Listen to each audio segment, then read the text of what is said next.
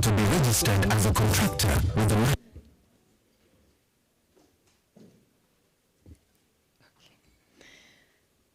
the welcome all to day 3 of the NCA Research Dissemination Forum. We are glad to have you here today with us. This is our day 3 since we started on Monday. I think we have been having a very great time.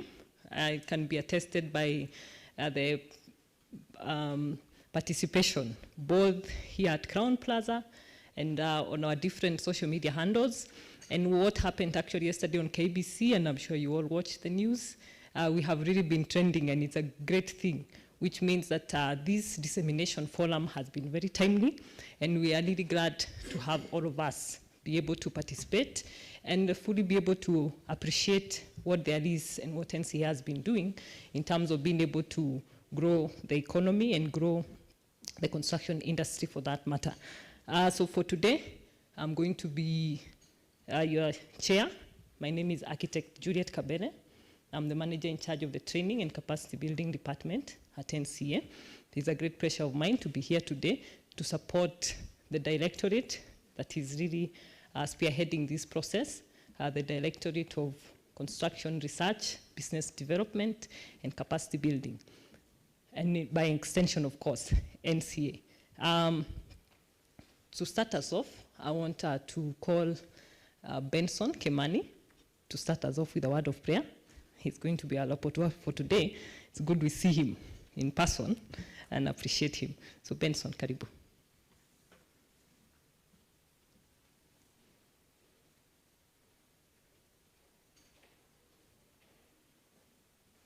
Good morning. My name is Benson Kimathi. I'm from National Construction Authority. I work with the research department. So let us pray. Father, we come before you this morning. We thank you for the gift of life. We thank you for the gift of this day, Father. And now, Father, as we proceed with this forum, we seek your guidance, we seek your protection, and everything that is going to be deliberated in this forum, we ask you we pray that it will be of help to this nation and to the entire construction industry. Father, guide us through. In Jesus' name we do pray and believe. Amen. Thank you, Benson. Our topic today is on construction waste. We did on Monday, we did ABMTs. Yesterday we did SMCs. And today we are talking about a research that was conducted on construction waste and the sustainable management practices that we can adopt to actually be able to see how we can deal with the huge amount of construction waste that is generated in our construction and demolition processes within the country. Of course, we'll start off with a presentation on that particular research to just give us a feel of what came out from it, what was undertaken, before we can have our very able panelists discuss, as has been the way we have been doing the last two forums for the last 2 days. But before then, maybe just to appreciate today's session and participants. I can see we are very lucky today. We still have our NCA board represented today in our participation with our director representing the NCA board, Karibu Sana, director. We have our GM who will be making a few remarks shortly, representing the management.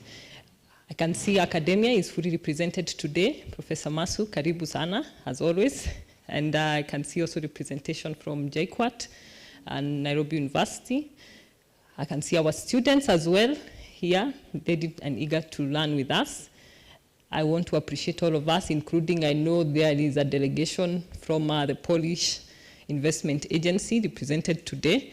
He was just this morning telling me that most of the contractors in Europe are Polish. So, karibuni sana.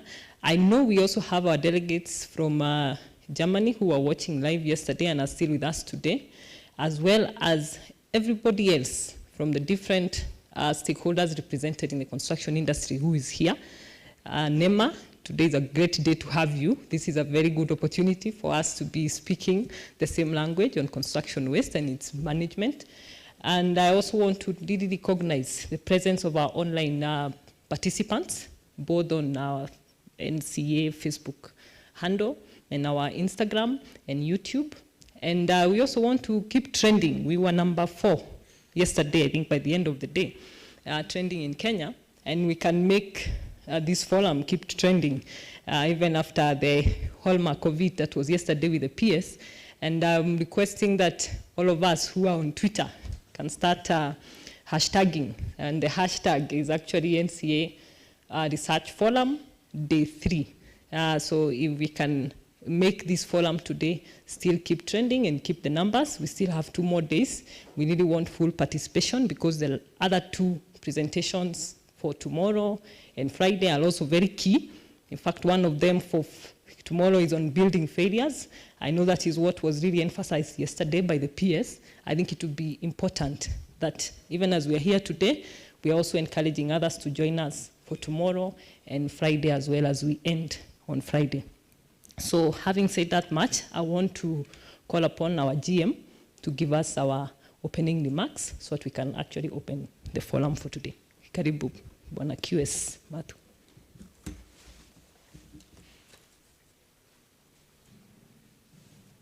Yes, good morning, everyone. Good morning. Good morning. Thank you very much. I want to appreciate all of us for being here once again. And at this point, because we are lucky to be having our director, Professor Bulitia. Professor Bulitia is one of the directors at the National Construction Authority, and he has played that role for quite a long time now. And he's also a Deputy Vice Chancellor at Masai Mara University. So in his own rights, in his own capacity, as a participant in this research seminar, or the research forum, he's a researcher and also a director. I would like to invite you, Prof, to just make some remarks for maybe 2-3 minutes. So that today I'm not the one doing it, you do it on behalf of the authority. In any case, I was doing it on behalf of the authority. So you do it on our behalf and we'll be very grateful. And after that, then, I will hand over to the session chair. Today, we are very privileged to be having our very own architect, Juliet, our manager for training and capacity building. And we believe she'll be in a position to drive us very well. You can see how she has started us off, and we believe it will be a very good day because she has what it takes to actually drive us. At the end of the day, it is training and capacity building that has to absorb all this research that we are discussing and move this country forward. With those few remarks, our director, Karibu Sana. After that, then, Architect Juliet can proceed. Asante.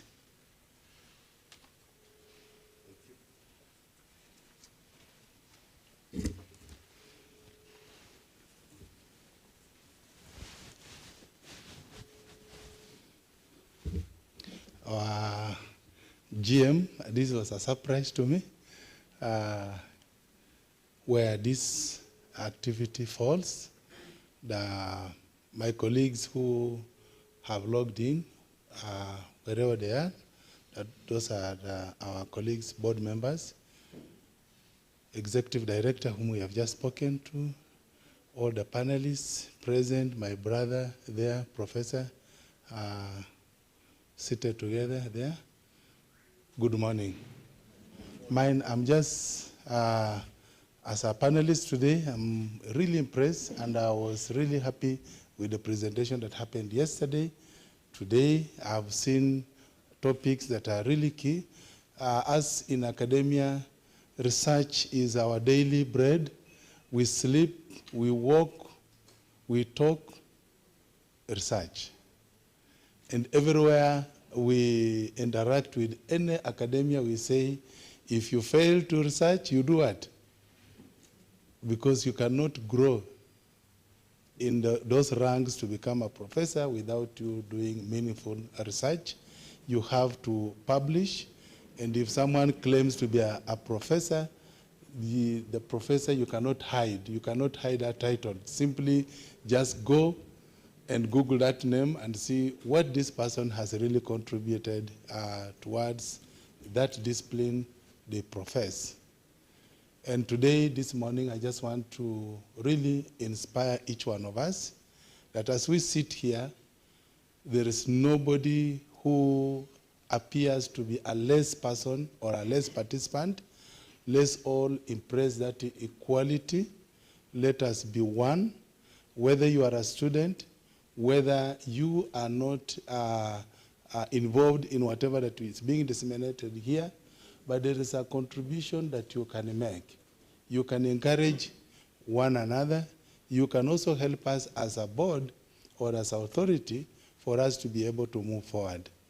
We have organized this because we want you, as you learn from whatever that is being presented today, but also we want you to tell us, because every research is not a closed door or a closed window. There will always be recommendations for future research. Those recommendations are the ones that we require as we go to our various panels, as we discuss, we deliberate on the presentation that has taken place. I just want to encourage each one of you that provide that way forward that will help us to say that coming activities that we are going to organize as authority, we shall be able to buy in on what you have provided, and that will help. As I stand here, again, I just want to, you might ask yourself, why am I here? I'm here because I'm learning something. I just landed in a docket which I don't know how to start and how I'll finish. And that's why I'm here as I sit as a board member and also as an academia. I was put, that was last year on 15th, to be the chair of the screening committee under East African Community.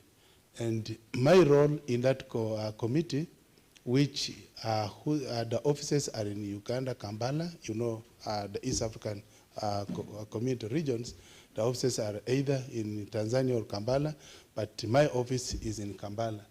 And my role is simple: to award the best universities in East Africa, the best scholars in East Africa, and also the best students in East Africa.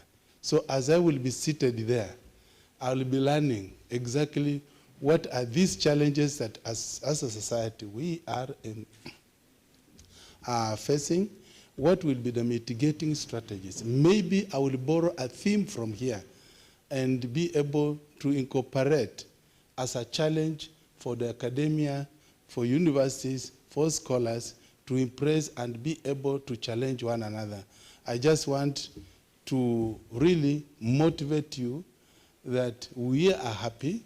Those who are viewing us, wherever they are, we want to tell you that as an authority, we have what it takes to shape the construction industry in Kenya. We do not own the monopoly of ideas in ensuring that the construction sector in Kenya is the best in the region, where countries in East Africa or in Africa region can benchmark and say, let's go and get the best model that we can also adopt in our various countries. We want to be equated to the best even in the world. When we talk about Singapore, when we talk about Malaysia, people say the contractors from Turkey are the best. But we want to say that we want also, at the end of this session, we learn something and say, how do we move forward? When we talk about the micro, small, and enterprises, we need actually to lift one another. We want to move as authority. We want to recognize each player in the industry, that even these small people, we also see how we uplift them. We see how we can also inspire them, that a journey is by making a small step, and the destination of that is what matters.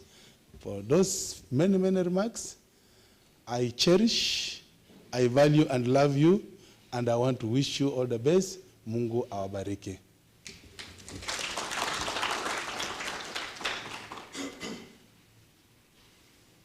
I think we can give another round of applause for the professor. Thank you very much, Professor, Director. I think that was very inspiring, especially given that the professor said he's here to learn. That is, and he definitely will be able to pick something from that. It's a challenge to all of us then. I think it goes in hand with one of my personal mottos as in capacity building is that learning is a continuous process. It never ends. For as long as the information, the data, the knowledge is there, it is an ever-ending process. So back to our program today. As I invite our presenter for the day, I want to just mention something that came up yesterday as we were ending yesterday's forum on MSMEs. And something Dr. Ann from NEMA mentioned, because it is going to be highly picked up and highlighted by our presenter, that we need to begin to think about circular economies. And what I picked from that at the end was that everything we are doing here today and this week is all related. You remember yesterday when we were told that the ceiling above us, that we are sitting under, is actually made of construction waste. And I'm sure for those of you, after you listen to the presentation and the definition of what is construction waste actually, is very interesting because it actually talks about a waste being a material product. It means then that its life cycle may not have ended. And maybe that aspect of changing our attitudes and our culture begins with us being able to appreciate that there is still more potential in everything that is within the construction site, the construction process and processes, because it starts right from procurement and production and distribution to the actual process itself. And there is much we can learn and pick from, especially when it comes to issues of ABMT, because most of our alternative materials, you realize most of them actually come from our construction waste. When we talk about then who are the biggest consumers and producers of alternative building materials, we realized yesterday it is the SMEs. When we talk about building failures again, we realize that sometimes we can actually be able to attribute it to what we are producing, how we are using it, how we are consuming it, how we are reducing the consumption of the materials on site. So at the end of the day, you realize that by Friday, we'll have realized that all these different researches help us build into one circular economy and are able to actually address most of or all of the key challenges that we actually are grappling with in the construction sector. So without much ado, I want to invite our presenter, Ruth Okangi. Ruth is an avid researcher. She's our very own from the department and the Directorate of Construction Research. So she's a researcher in that department. She's also a writer. But most importantly, she's also an enthusiast of the environment. Sustainability, construction, pollution is her niche. And that is one of the things she loves. She has a master's in environmental chemistry. For those of you I know, what we always do is sometimes we Google. And one of the quotes I found in her Google profile was that she believes God was a chemist. And therefore, why not following that footpath? So Ruth, karibu sana.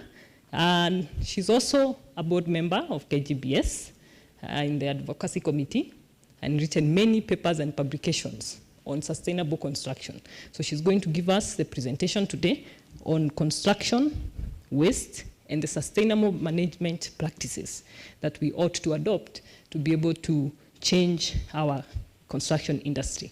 Karibu Ruth.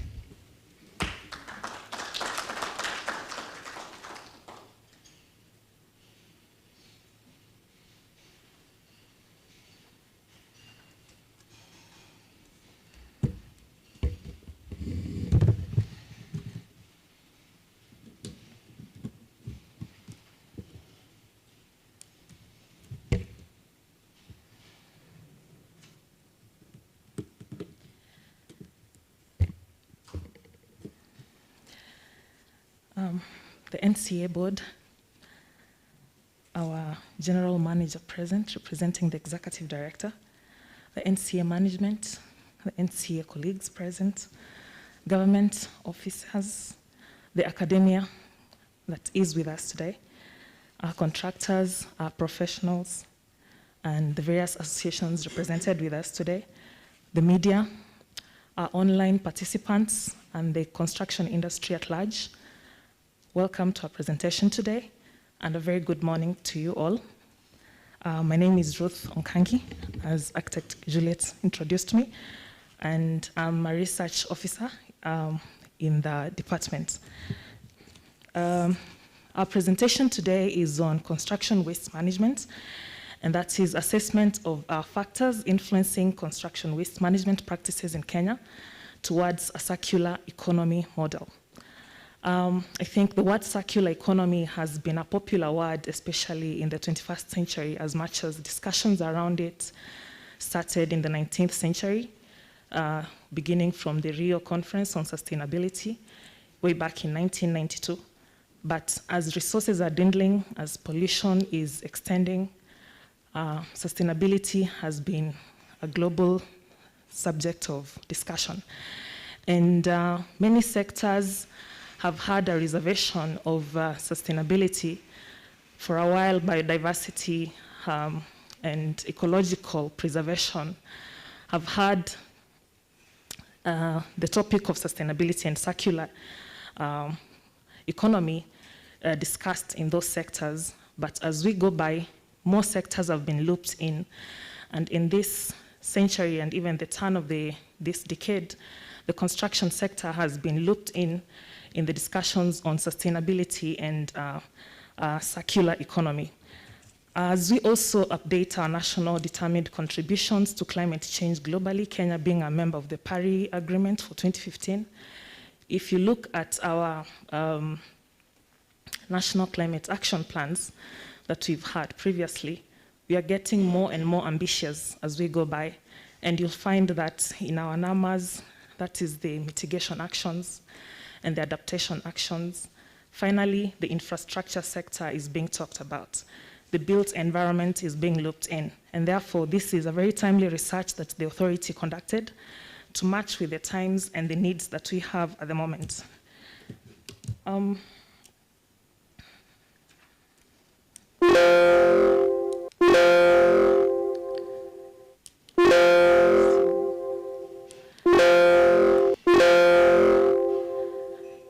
Yeah, great.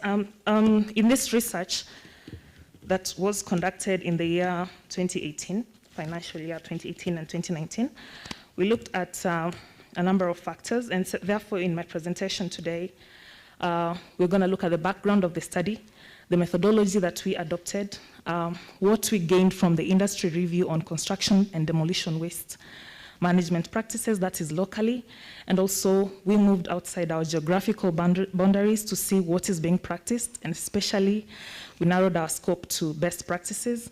We reviewed our policy and legal as well as the institutional framework in Kenya for construction waste management. And from this study, we got very good results and a number of discussion points that informed our conclusion and recommendations. And this is what is being presented to you today. Having a challenge. So the background of the study, in this case, one is we are having population growth, and there's nothing wrong with having population growth. It's very important for our economy, and also for those of us who are Christians and Muslims, it's very important to keep the human species in the planet.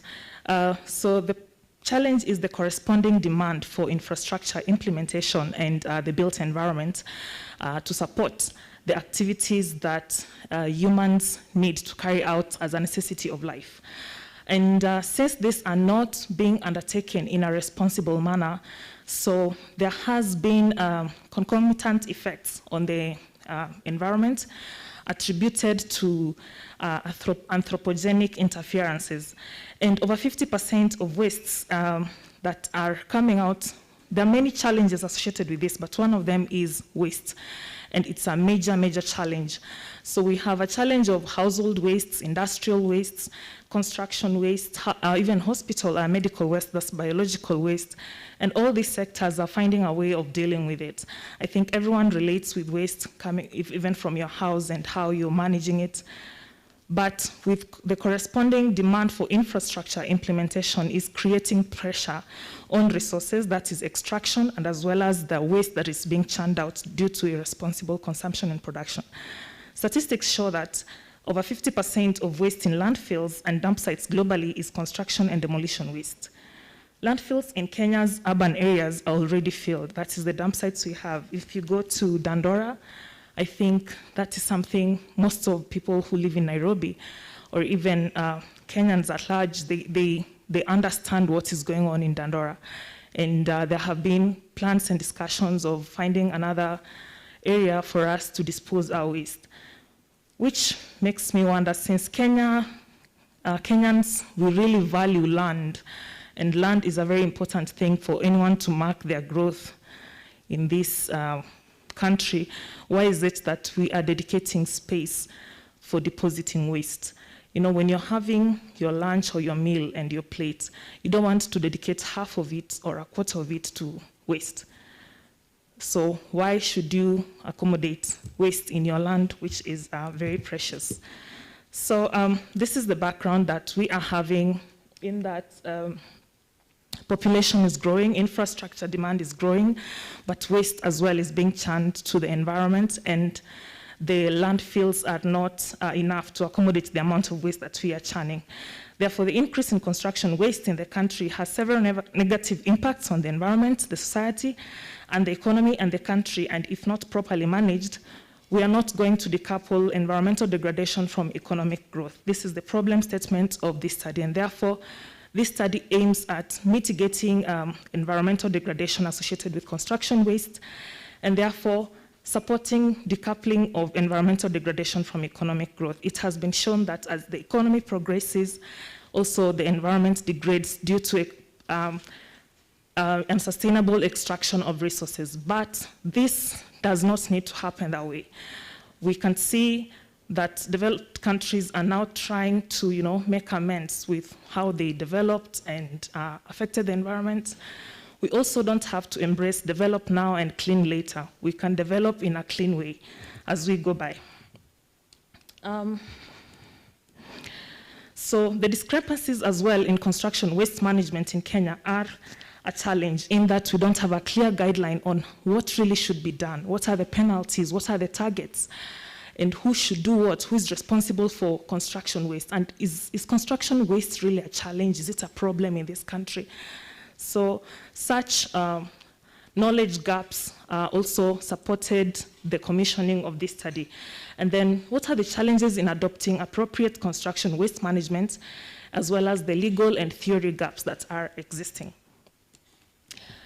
So to answer the question on whether is really construction waste a challenge, according to the Environmental Protection Agency of the United States, 260 million tons of waste are generated from civil engineering works.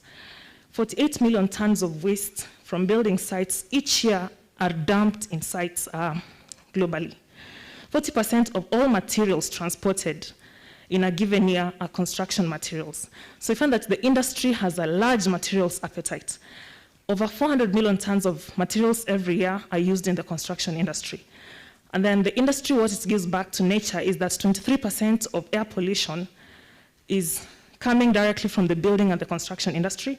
50% of the greenhouse gases which are causing climatic changes are attributed to the construction industry. And drinking water pollution, 40% of it is attributed to the construction sector. To produce 1 ton of concrete, one has to release 800 kilograms of CO2. And like I mentioned earlier, 50% of landfill waste is construction. So is it important for us to take it literally, to talk rubbish, to talk construction waste rubbish? So I'm grateful that you're in the room today so that we talk rubbish. It's good to talk rubbish. that's the significance of the study. So that we can turn the tide. We can reduce the 50% of what is in the dump sites. You realize that, that is the talking rubbish bit. You realize that for every unit you do, you have a huge amount of waste that you leave behind for the environment to sort out. And we are losing the forest for trees. If you peel the layer of the built environment and the infrastructure sector, and sometimes when just go to Nairobi National Park and you'll see that's how Nairobi used to look like many years ago. But right now, the concrete jungle has really extended and the savanna is shrinking to be an ecological island. And so someone will do a project and then you'll clear a huge area which has many forests, then you'll plant maybe 10 trees. So as the concrete jungle is extending, we are losing the forest for the trees, and therefore conservation is not winning. And if conservation is not winning, humanity is not winning. The survival of the human species is threatened, and so is everything that depends on the environment. So in our study, these are some of the pictures we came across of how our sites look like. They can either look like A. Most of the sites were around either A, B, or C. That's the situation in Kenya at the moment of construction waste management in many, many sites, which is a very grim picture, and it's not very encouraging considering our economy is 40% dependent on the natural capital. So if we are extracting at a very high rate, but depleting it and not being responsible consumers, then looks like we are not going to sustain things. The construction industry has had an upward trajectory of growth, double-digit growths, and even when they're single digits, still the growth is not decelerating. And that means we are extracting more and more to sustain that growth. And if we're extracting more and more, then we need to conserve more and more for us to sustain that growth. So I don't know any of the sites you visited if they align to either A or B or C, but that's not a very pleasant site. And I'll show you a picture of what could be more pleasant, and that is using skips, separating this waste, dedicating a site to where you collect your waste, and then separating it into the various categories. This is not very far-fetched because this is in Kenya, and this is Konza City, which is currently doing development of the various projects that are being implemented therein. And you can see they have a very good area that is dedicated for construction waste. And it's separated and clearly labeled. Scrap metals. Those are two of my colleagues at that site, so that's, we all agree it's Kenya. And I don't know how I can zoom it best, but the next two skips are for wood waste, and then the other one is for plastic waste. And it's very well covered to take care of the hazards that are associated with having waste in the open. So this is a practice that can be adopted on a large scale in the various projects that we undertake. So the main objective of the study was to synthesize a sustainable construction waste management framework for Kenya. Our specific objectives were to describe what are the construction waste management practices that are adopted in project sites in Kenya, and to establish factors influencing construction waste management practices, as well as synthesize this framework. We had a hypothesis which featured 6 factors, and that is the technical factors, financial factors, institutional factors, laws and regulations in the country, that's the legal framework, socioeconomic factors, and external factors. I'll break down this as we, sorry, I forgot to project. So these are the research objectives and the hypothesis, the 6 factors that I've mentioned.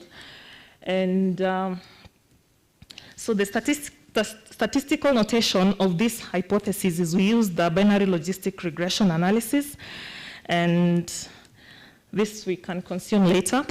The surrogates under these explanatory factors, which we adopted, under financial factors, we had construction bid price, not inclusive of the cost of waste management, incentives, the cost of waste management practices, the imbalance between profits and environment management. I hope it's clear. Institutional factors, under that we had 6 surrogates, that's management guidelines, standards for managing construction wastes, overlapping roles of government agencies, consideration of waste prevention during the design stage, presence of inconsistencies in regulatory laws, communication across parties and agencies. And external factors, we looked at training in handling construction waste, awareness of sustainable construction practices, political interference, commitment and goodwill among players in the construction industry. Under technical factors, we looked at what is the available space for construction waste management in these project sites, the experience of project consultants in this subject, supervision of the construction works, coordination amongst the parties, and application of emerging construction technologies on applying these sustainable waste management practices. Sociocultural factors, we looked at the surrogates of traditional construction practices, the attitude towards waste minimization, cultural preferences, response to change, and under the legal, we looked at the adequacy of the existing laws and regulations, the effectiveness of enforcement and awareness of these laws. So our study was countrywide, and in all the places where NCA has a presence. So the study is very representative and quite comprehensive. We looked at building projects specifically. We didn't look at roads and other infrastructure works. And it focused on construction sites that were ongoing at the time or were active during the research period. That is 2nd to 8th of June 2019. The expected outcomes of this study is a sustainable construction waste management framework, a virtual construction waste management market, reduced waste volumes, and economic empowerment. So what's our definition of construction waste that was adopted in this study? Construction waste is building and site improvement materials and other solid or liquid waste resulting from construction, remodeling, renovation and repair operations. It comprises of surplus materials from site clearance, excavation, refurbishment, demolition, and other infrastructure works. So there are various types of construction waste which are associated with the level of the construction activities, and whether you're doing clearing or you're doing walling and framing or you're doing finishes, there are various types of construction waste associated with that.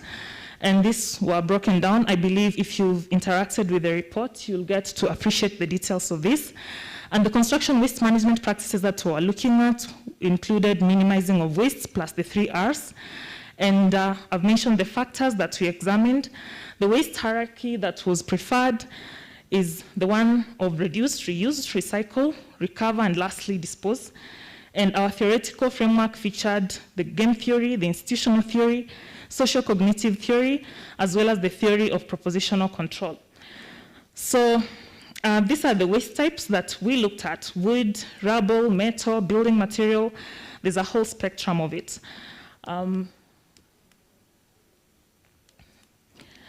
Bricks, plasters, and our conceptual framework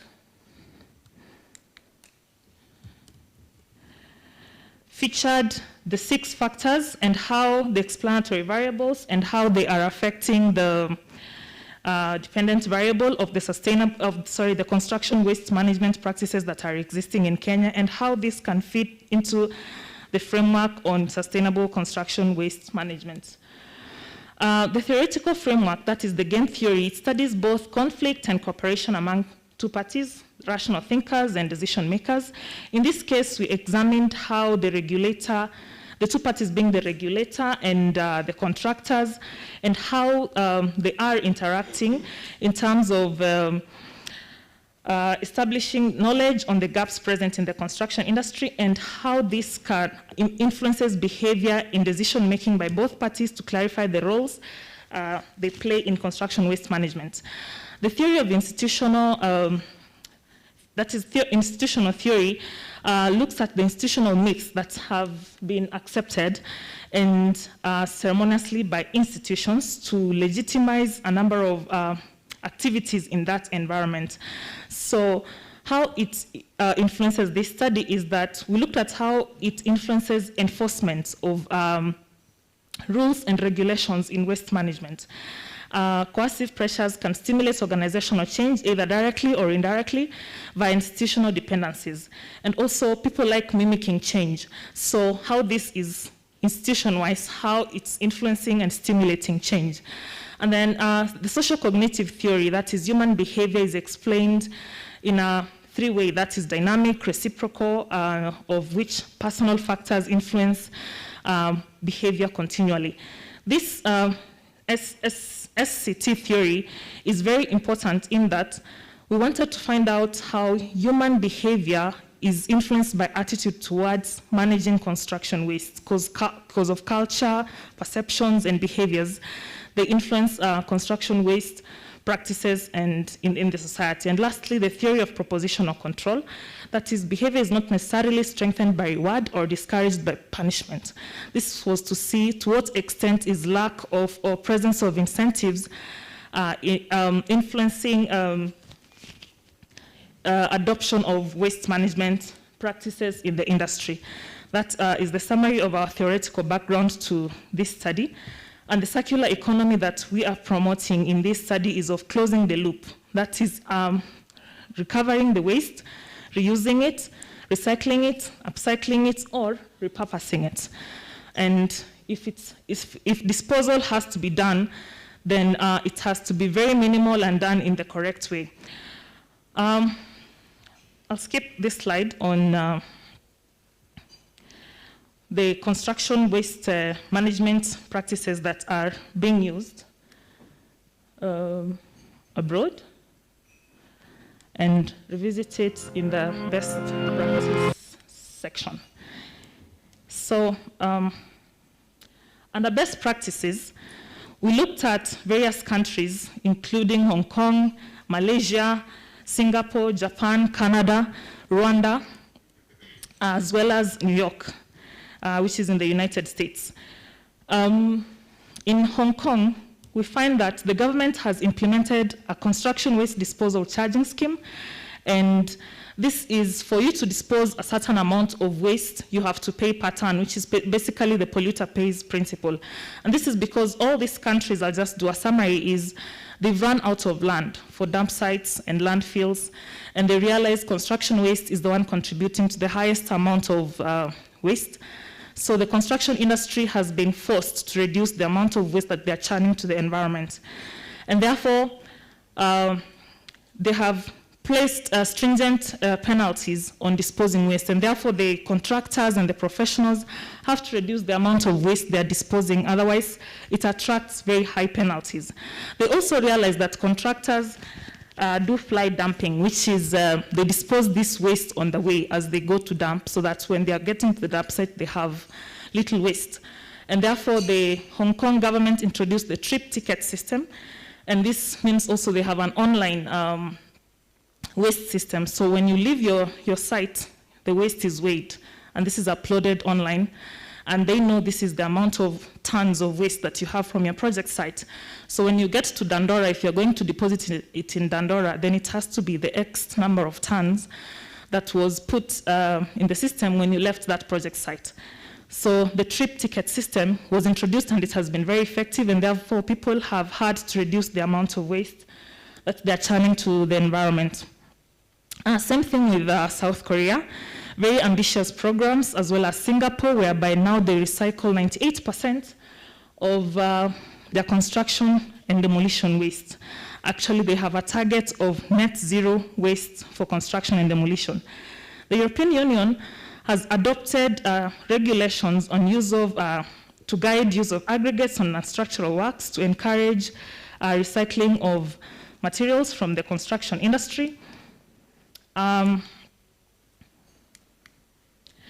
New York as well it's landlocked and has stringent land use, and because of this, yesterday our GM said we need to inspire solutions, and from this best practice, we find that New York, also remember the CEO from Kenya Green Building Society mentioned of industrial estates, you find that New York adopted something similar to that, but it's people who decided to come up with a plant for processing, construction, and demolition waste. So they have like around, as of 2016, they had around 85 of these plants.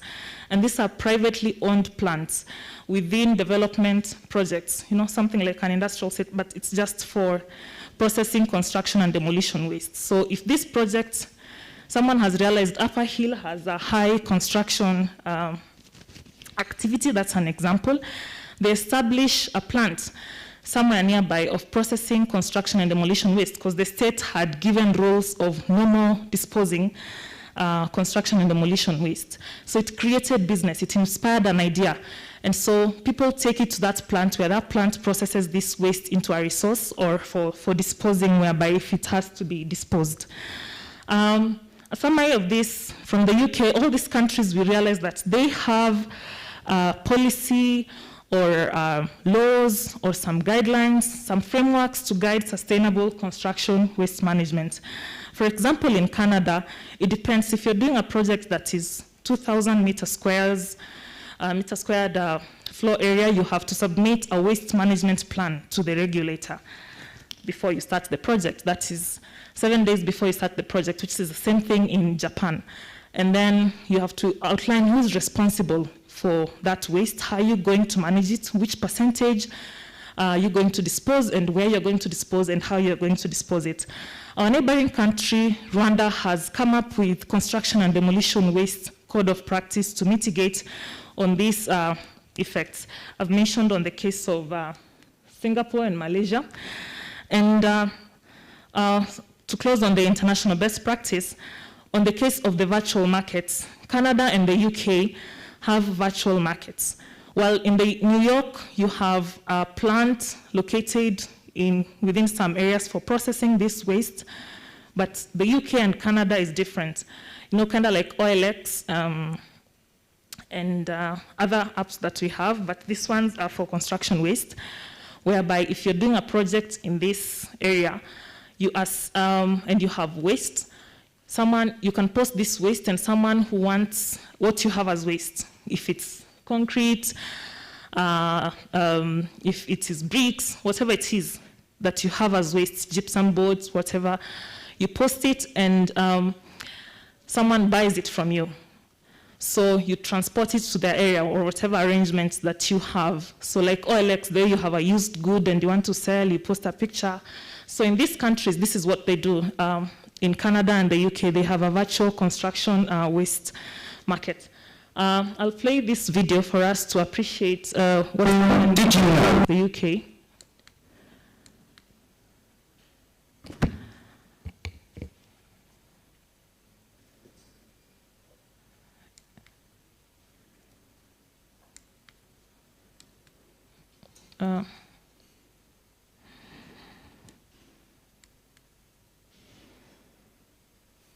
Did you know that the UK construction industry creates about 100 million tonnes of waste each year? If we put all that in a pile, it would be taller than the Shard, the highest building in Europe. That makes it the UK's biggest contributor to waste generation, and dwarfs the amount of household waste. Nowadays, almost 90% of construction and demolition waste is diverted away from landfill, which is good progress, and a large proportion of this is recycled. But is recycling really the answer? We tend to think of it as a neat process, in which new products emerge just the same as the original. That's closed-loop recycling, but most of the time, the new product is less good and doesn't capitalise on the usefulness of the original. Like making a chipboard from timber. That's open-loop recycling, or downcycling. How can we make better use of our materials? Recycling involves a lot of transportation and processing.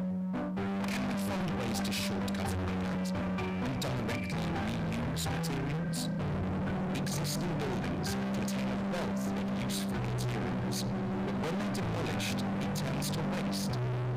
If we collect information about these materials early enough and share it online, we could create a system to connect materials with people and use them. But how would we collect all that data? When a developer plans to strip out or demolish a building, they could draw up materials manually by rating the materials in components according to their quantity, condition, and where publicly available. This could be submitted along with all the other planning permission documents, and the data could be combined to make an interactive map of available materials. People would be able to search for things they need and agree on a deal. Materials no longer become waste, and contractors' disposal costs are reduced. Think of all the different architects and designers with all their creativity. If they had access to a materials map like this, then they could come up with all kinds of new ways to use old stuff. A market for reuse would soon start to develop. It's not just about one building. It's about seeing beyond waste and improving the whole way we go about regenerating our cities. In an era of rapid digitalization of almost all aspects of life, it's time to apply the technology at our fingertips to make construction more resourceful. Yeah, I'll cut it short that way. So this is how the icons that you saw coming up, this is some of the places where they've linked people to get what is waste to be a resource in another site. And it's possible for that to be done in Kenya without necessarily waiting for government to start this. A private company can come up with it, and it can even be a good public-private partnership to launch such a thing and create a virtual recycling market for construction waste. The legal framework, we reviewed, of course, the Constitution of Kenya, and I'll not dwell on that because yesterday our NEMA representative mentioned what the Article 42 mentions of our rights to the environment, and the other law that we reviewed is MCA, which is the mother of all environmental laws in Kenya. There's the Waste Management Regulation, the EIA regulations, plus a broad range of laws in the construction sector. The institutional framework featured our parent ministry, as well as the Ministry of Environment and all the agencies and departments represented therein, as well as our county governments, because they all have a role to play in construction and in managing this waste. It's not a sole individual or entity's responsibility, it's a collective responsibility. Our research methodology is that we adopted explanatory sequential mixed method design, which involves two phases, that is a quantitative phase followed by the qualitative phase. And we sampled all the projects which were registered in the NCA register between the calendar year of, that is 2018 January to December 2018. And then we conducted stratified random sampling where all the 14 NCA regions were treated as strata. Our sample size was 358 projects, which were proportionately distributed to the 14 regions, using a weight that we adopted, or that is the number of projects registered per region. The survey instruments that we used were structured questionnaires with closed-ended questions, that is in the quantitative phase.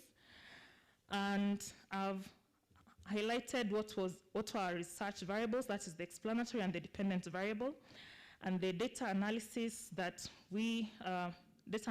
methods that we adopted include measures of central tendency, which I will be sharing the results shortly as I close the presentation, plus the binary logistic regression model to explain the influence of explanatory variables on the dependent variables, dependent variable.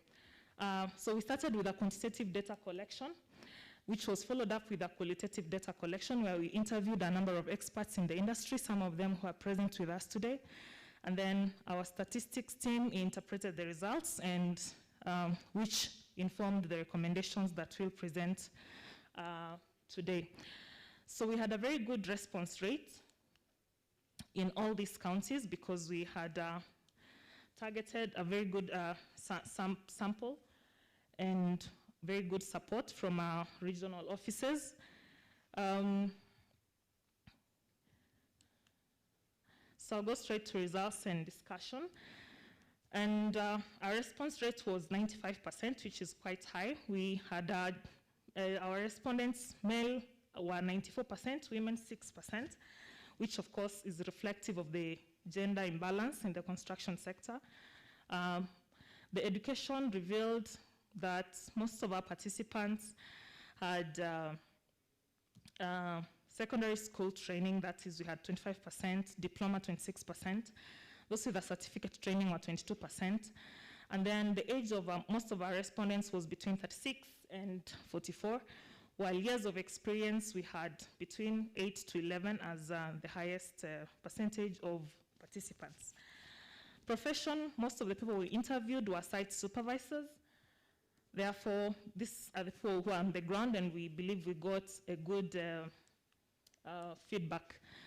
In terms of types of wastes that are generated, the highest waste generated was found to be in finishes and fit-outs, as well as in the walling and framing phase of construction. During site preparation, the proportion is 1%, and that is the type of waste the respondents gave, which they generate in their sites. And in slabbing, it's the third highest, followed by walling and framing, as well as finishes and fit-outs. And then in the state of construction waste management practices, which I mentioned earlier, we find the ones that we had reviewed in this study on minimizations plus the 3R, in terms of ranking, because we adopted a model to see what was the relative importance index of these management practices in our sites. You find that the highest ranking was waste minimization. That is what our respondents really tried to do. In terms of separating the waste and recycling, this came in awareness levels of construction waste management in the sites had a relative importance index of 0.62, which was ranked second.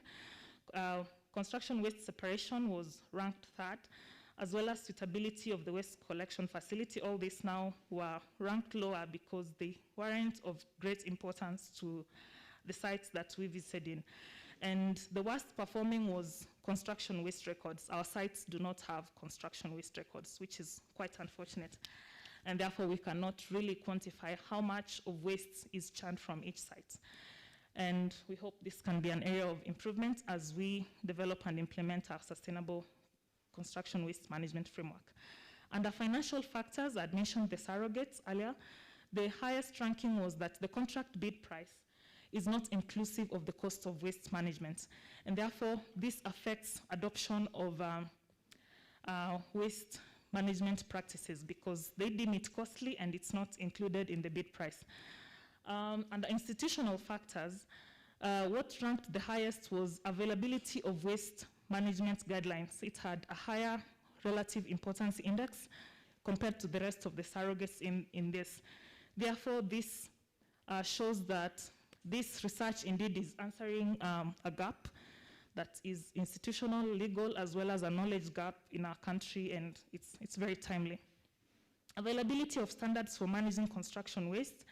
The respondents marked it of a high importance, and it's lacking, and therefore they believe in the presence of this can improve a lot of the waste management practices that are adopted. External factors which we examined, the highest surrogate that had a higher RRI is adequate training on waste handling. Participants felt that they haven't received adequate training on this so that they know how to convert this waste into a resource instead of just throwing it away. The throwaway attitude in Kenya is not just in construction, but in most of these things that we do. For example, even those of us who walk out with these bottles, once you drink water, you'll throw it out of your car. You'll not even keep it until you get to the nearest dustbin. So that throwaway attitude is very much present in the construction industry. And people believe if they're trained more on how to turn this into a resource, which we are currently doing as an authority under the leadership of Architect Juliet, on training site workers, supervisors, and contractors on managing their waste and the methods that are available in converting this into a resource.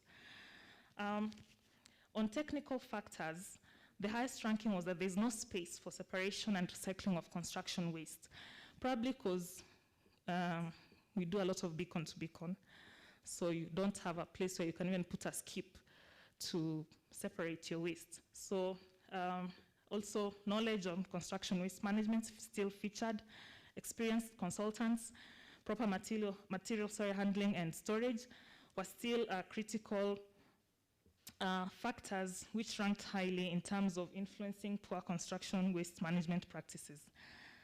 On sociocultural practices, traditional construction practices ranked more highly because we're used to building this way, so we don't adopt new technologies that can help us minimize our waste. And therefore, there's a great inertia in the construction industry to embrace new methods, new technologies that can help with resource efficiency, such as BIM and other digital construction aspects. The legal and policy factors also had a high relative importance index from the model that we adopted, that is availability of guidelines to manage waste. This also emerged earlier, further emphasizing the need. Measures of sustainable construction waste management, these have been featured in the previous slides in one or the other, so I'll skip it. The quantitative analysis showed the model was able to explain variations on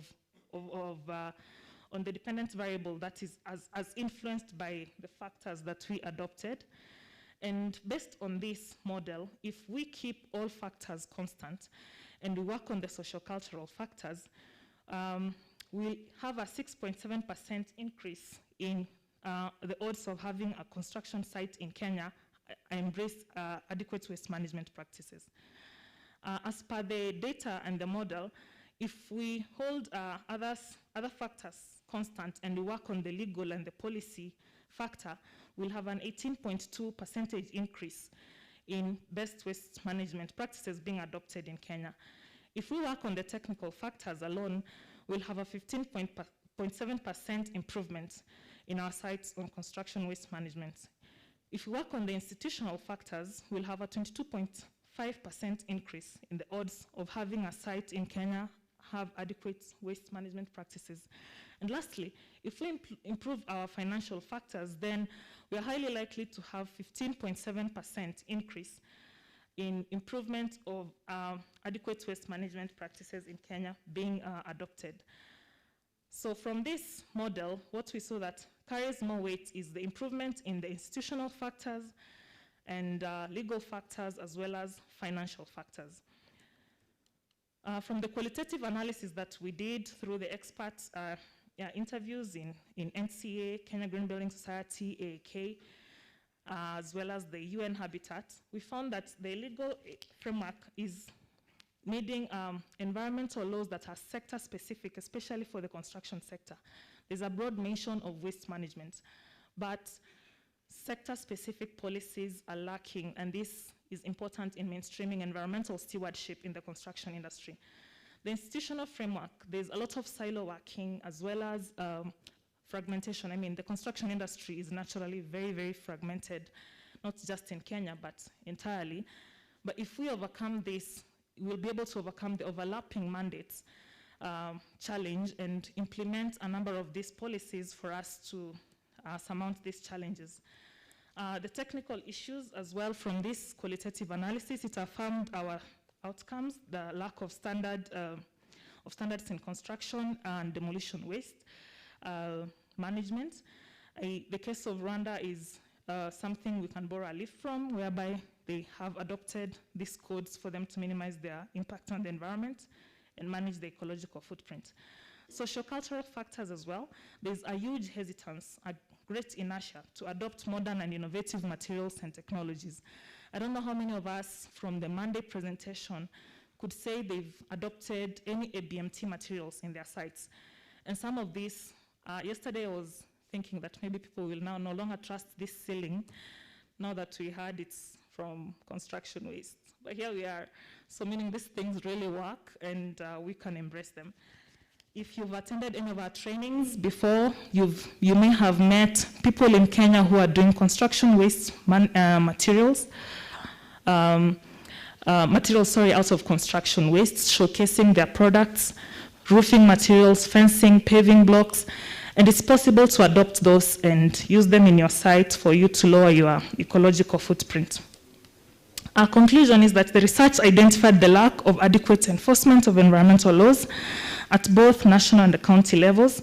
Consequently, we recommended that an implementation framework to develop a guide through the county governments, NEMA and NCA to be done a collaborative way so that, because this is a shared problem. The research further identified a lack of a comprehensive waste management strategy on construction waste. Hence, there's a need to expressly highlight laws and penalties to handle construction waste management. Of course, there has to be carrots besides the sticks.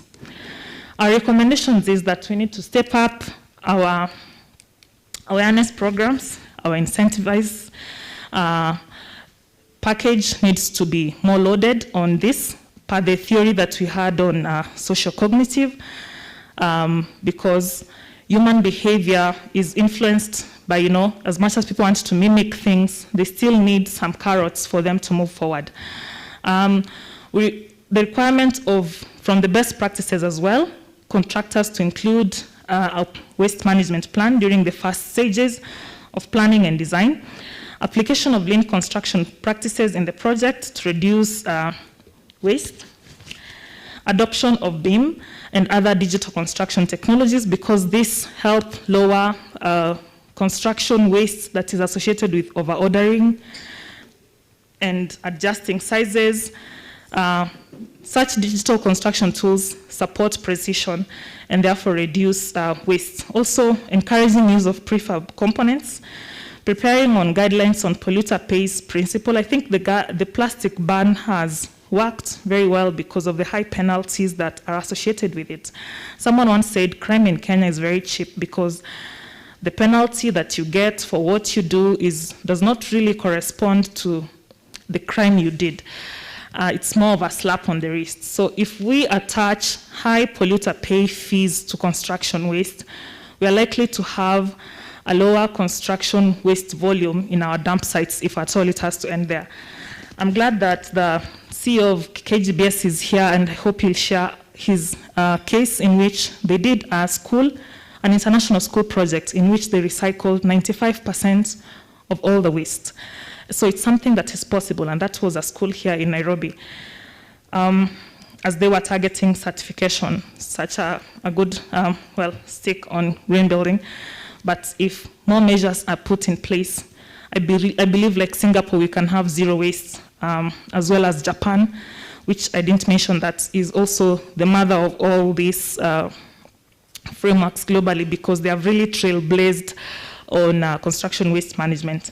Then continued research and development to guide innovations in managing waste produced in construction projects is something that we strongly recommend.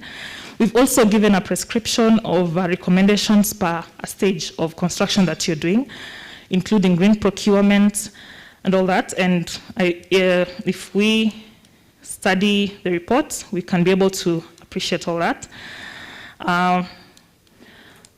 The sustainability roadmap as per the framework will involve, identifying the opportunities that in your site on this waste and building your capacity, adopting the strategy that policymakers outline, and even innovation at your points of work on this kind of waste that you churn out, and action plans to accelerate sustainability being an anthem in the construction industry.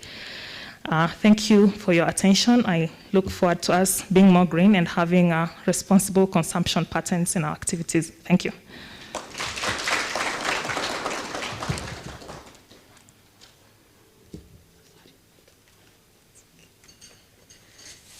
I told you she's passionate about the environment. That is a voluminous research, and that is why she had to she has done justice to it. I think she deserves a factorial clap. Tulisoma jana kuna factorial claps. I think we can do 5 for Ruth. I'll read there. 1, 2, 1, 2, 3, 4. 1, 2, 1, 2, 1. Thank you very much, Ruth, for that very, very, very comprehensive presentation on construction waste management practices. At least you made us listen to rubbish, as you said, for a worthy cause. And I think we have really, really learned so much. And also appreciate that we're not doing so badly. You know, I was looking at the social culture, and I thought our culture is really doing badly, but she made us realize from this study that we actually realized it is the institutions and the legal processes and policies that maybe are missing. We are actually doing pretty well in terms of that, and our attitude change, and if we keep with that kind of trend, we are really headed in the right direction. And now I really want to ask you to bear with us. I know today we are running a little bit late. As I dismiss you for a cup of tea, a short break, we come back, and also for our online viewers, kindly bear with us and come back and join us as we continue this very heated and very relevant discussion with our panelists. And just a sneak preview as we come back of our panelists for the next session, because I'll be handing over to the moderator, it would be good to at least appreciate that our panelists are in the house.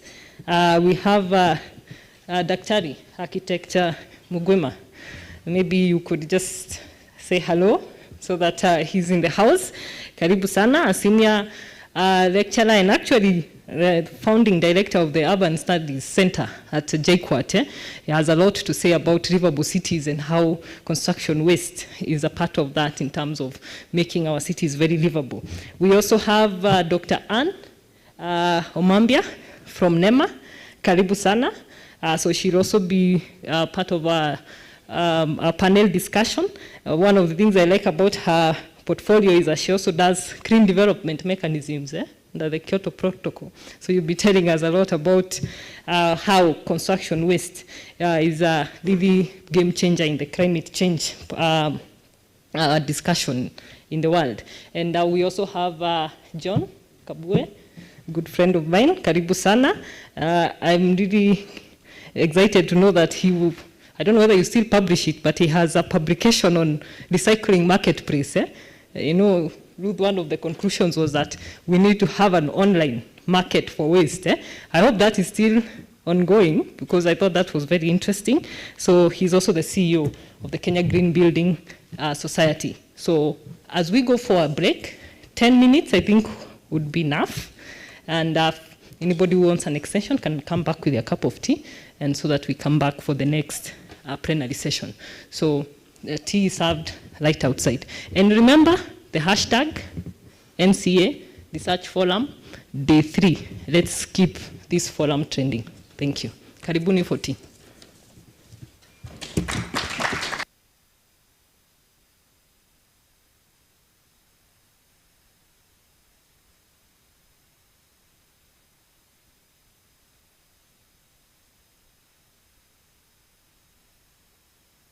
Portal to access the NCA Contractor Application Portal.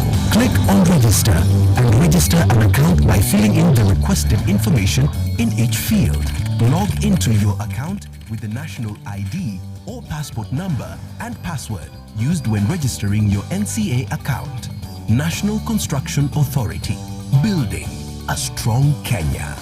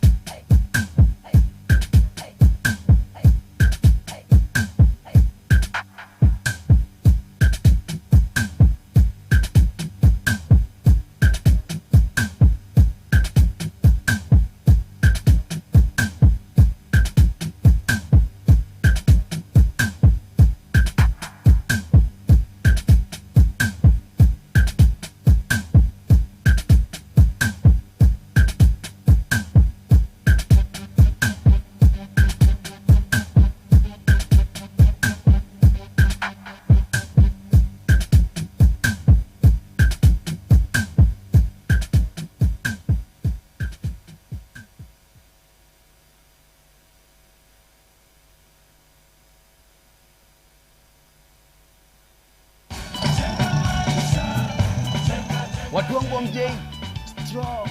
Unajua kuregister na NCA, National Construction Authority, inamaanisha nini? Inamaanisha umetambulika kama fundi wa mijengo hodari kulingana na ujuzi wako.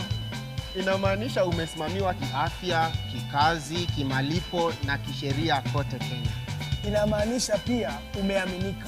Wewe sio fundi bandia, na kwa hivyo utaitiwa kazi mingi. Be sure, Jenga smart to ensure the safe construction of all residential, commercial structures, roads and other works. The National Construction Authority is directing all contractors to be registered with and workers accredited by the authority to ensure compliance with the construction regulations of Kenya. Reach our customer care team on 0709 126 173, 0709 126 102 and 0709 126 172. National Construction Authority, building a strong Kenya. What do you need to be registered as a contractor with the National Construction Authority? Log on to site, click on register to be a contractor, then click on contractor registration portal to access the NCA contractor application portal. Click on register and register an account by filling in the requested information in each field. Log into your account with the national ID or passport number and password used when registering your NCA account. National Construction Authority, building a strong Kenya.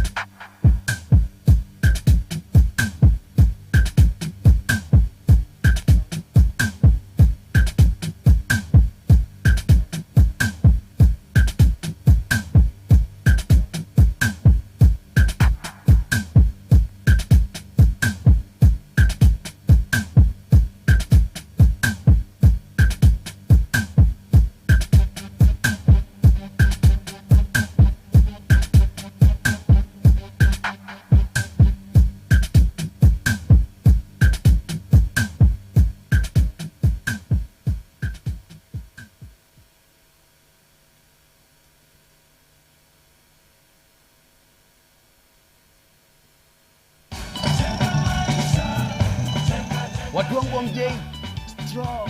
Unajua kuregister na NCA, National Construction Authority, inamaanisha nini? Inamaanisha umetambulika kama fundi wa mijengo hodari kulingana na ujuzi wako. Inamaanisha umesimamiwa kiafya, kikazi, kimalipo na kisheria kote Kenya. Inamaanisha pia umeaminika. Wewe sio fundi bandia, na kwa hivyo utaitiwa kazi mingi.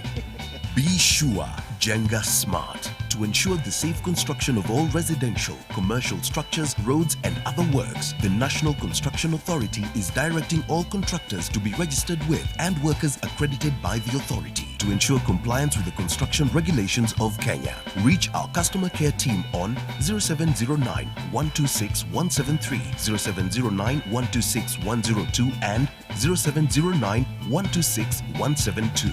National Construction Authority. Building a strong Kenya. What do you need to be registered as a contractor with the National Construction Authority? Log on to site. Click on Register to be a contractor. Then click on Contractor Registration Portal to access the NCA Contractor Application Portal.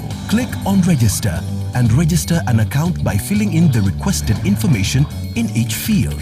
Log into your account with the national ID or passport number and password used when registering your NCA account. National Construction Authority.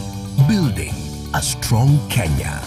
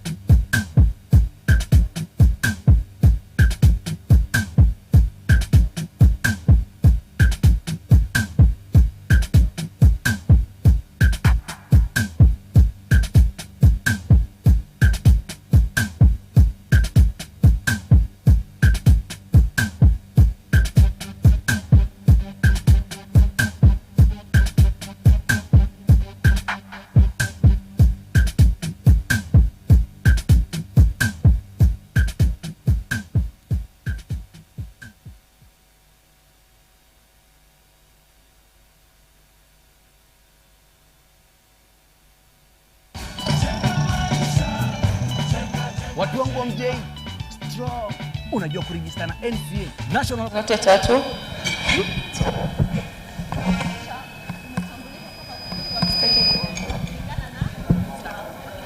Inamaanisha umesimamiwa kiafya, kikazi, kimalipo na kisheria kote Kenya. Inamaanisha pia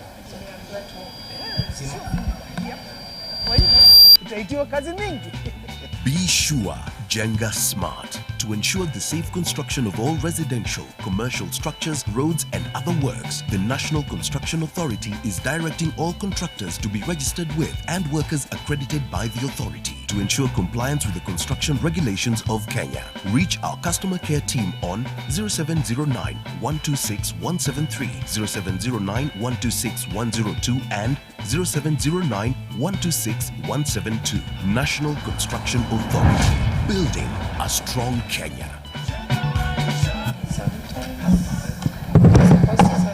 You need to be registered as a contractor with the National Construction Authority. Contractor, then click on Contractor Registration Portal to access the NCA Contractor Application Portal. Click on Register and register an account by filling in the requested information in each field. Log into your account with the national ID or passport number and password used when registering your NCA account. National Construction Authority, building a strong Kenya.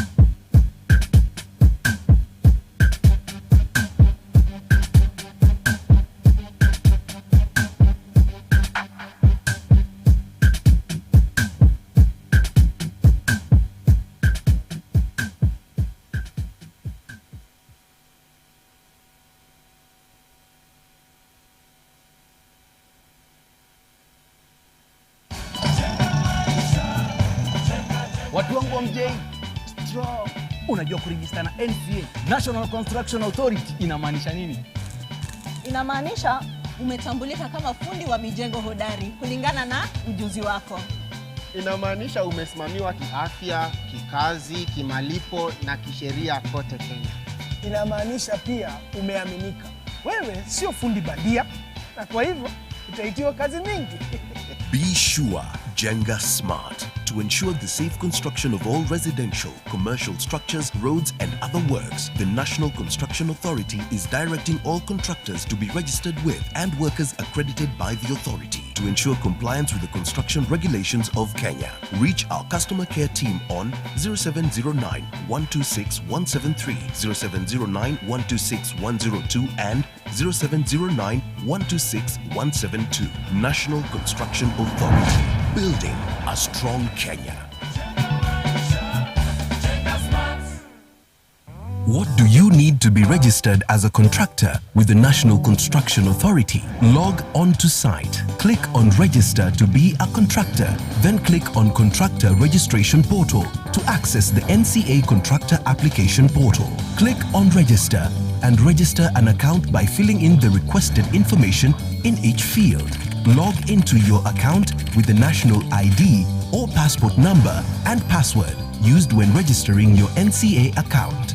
National Construction Authority, building a strong Kenya.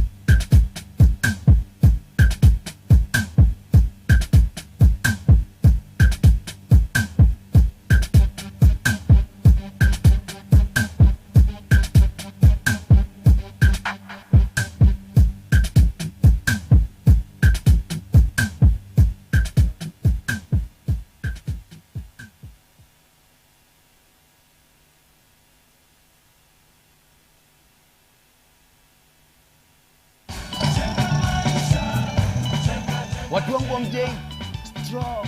Unajua kurejista na NCA, National Construction Authority, inamaanisha nini? Inamaanisha umetambulika kama fundi wa mijengo hodari kulingana na ujuzi wako. Inamaanisha umesimamiwa kiafya, kikazi, kimalipo na kisheria kote Kenya. Inamaanisha pia umeaminika. Wewe sio fundi badia, na kwa hivyo utaiti... Hello. So, welcome back for our second and last section of this today's forum. For this second forum, it's a panel discussion, basically going to discuss the presentation that was and the study basically on the construction waste, and trying to appreciate the practices that we can adopt. We have seen so many from other countries, but I'm sure we have homegrown solutions with us, and I think that will be the focus in terms of way forward. What are some of the homegrown solutions that we can actually be able to adopt in terms of practices, in terms of sustainable waste construction, sustainable construction waste management practices. So for this session, I'm going to hand over to our moderator, Engineer Ndinyo, even as I welcome the panelists to the podium, and will be duly introduced by Engineer Ndinyo. Engineer Ndinyo is in the research, construction research, business development, and capacity building. You realize we have one of the directorates that have one of the biggest names, but we are getting the hang of it. So, Engineer Ndinyo, karibu sana.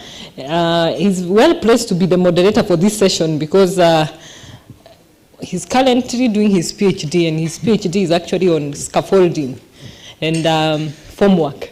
And as we all know, that is one of the greatest form of construction waste on any site, because especially if you're using timber, once it's done, it's done. What do you do with it? So I think he's best placed to moderate this ABLE panel. I know in the program it talks of 4, but we have 3 of the panelists ready with us. I'll start with Professor.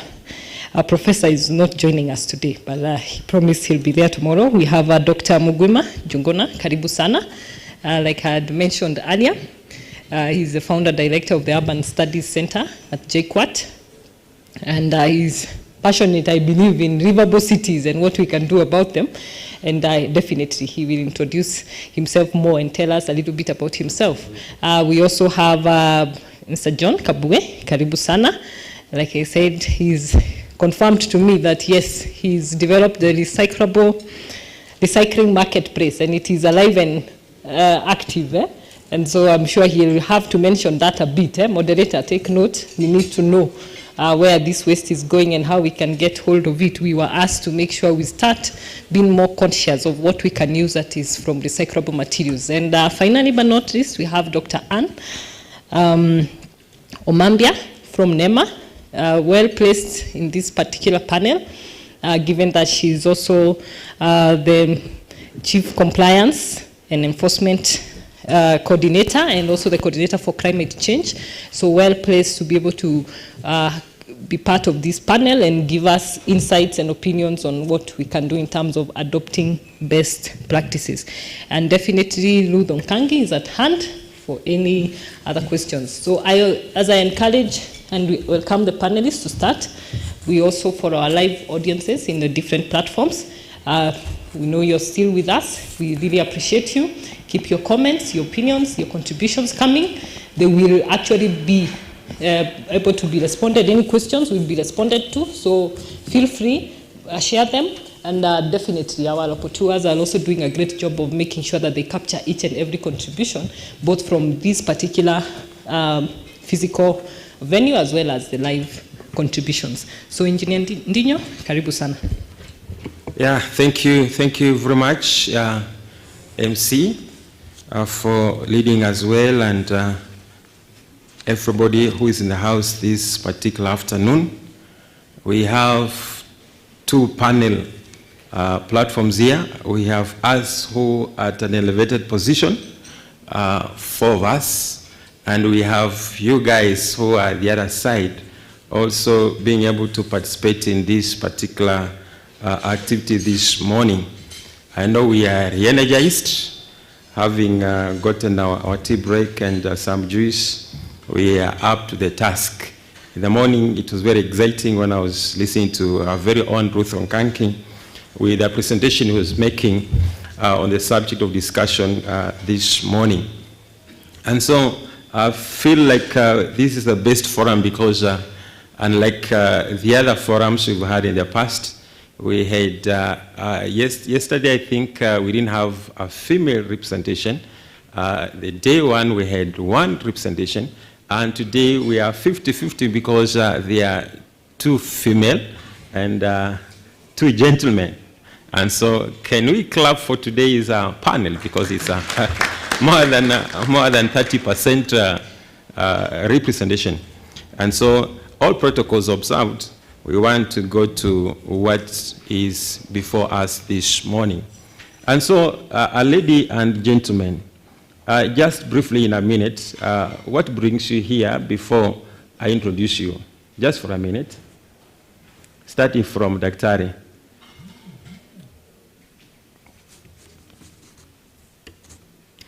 Thank you, Mr. Moderator. You said good afternoon, but I think it's good morning. Sure. If my clock is right, is it 11? Yes. What brings me here? The interest in ensuring a sustainable pathway to development. Thank you. Thank you.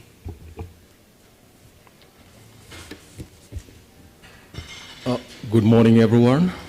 Morning. Morning. I'm happy to be here to be part of this panel because I have a strong passion in circularity, that is the finding useful life for materials which we traditionally find no longer useful. So that passion has helped me to make several developments around recycling materials, recovering materials, and I've been part of the research, so I'm happy to be here, and that's the reason why I'm here. Thank you. Thank you. Good morning. My business here is because I have a passion in urban resources. I hang around the urban resources a lot at the Center for Urban Studies, and construction and development happens to be a big thing in the urban arena. Thank you. Yes, now I wanted you guys to hear the voice and then I'm introducing them. Now from my extreme left is Dr. Anne Onambia. Dr. Anne Onambia is a Chief Compliance Officer and Climate Change Coordinator at the National Environmental Management Authority. As a compliance officer, she oversees and coordinates the section in the Department of Environmental Compliance, Enforcement and Field Operations. Also, she looks at the waste management aspects. And then as a quality and ozone inspecting substances section, she looks at the chemicals and laboratory section. And then climate change, including carbon trading. So there are items here that we shall be looking at in the course of time. And in the middle there is Mr. John Kabuye. Mr. John Kabuye is a CEO of Kenya Green Building Society. And by profession, Kabuye is a building surveyor and green building consultant.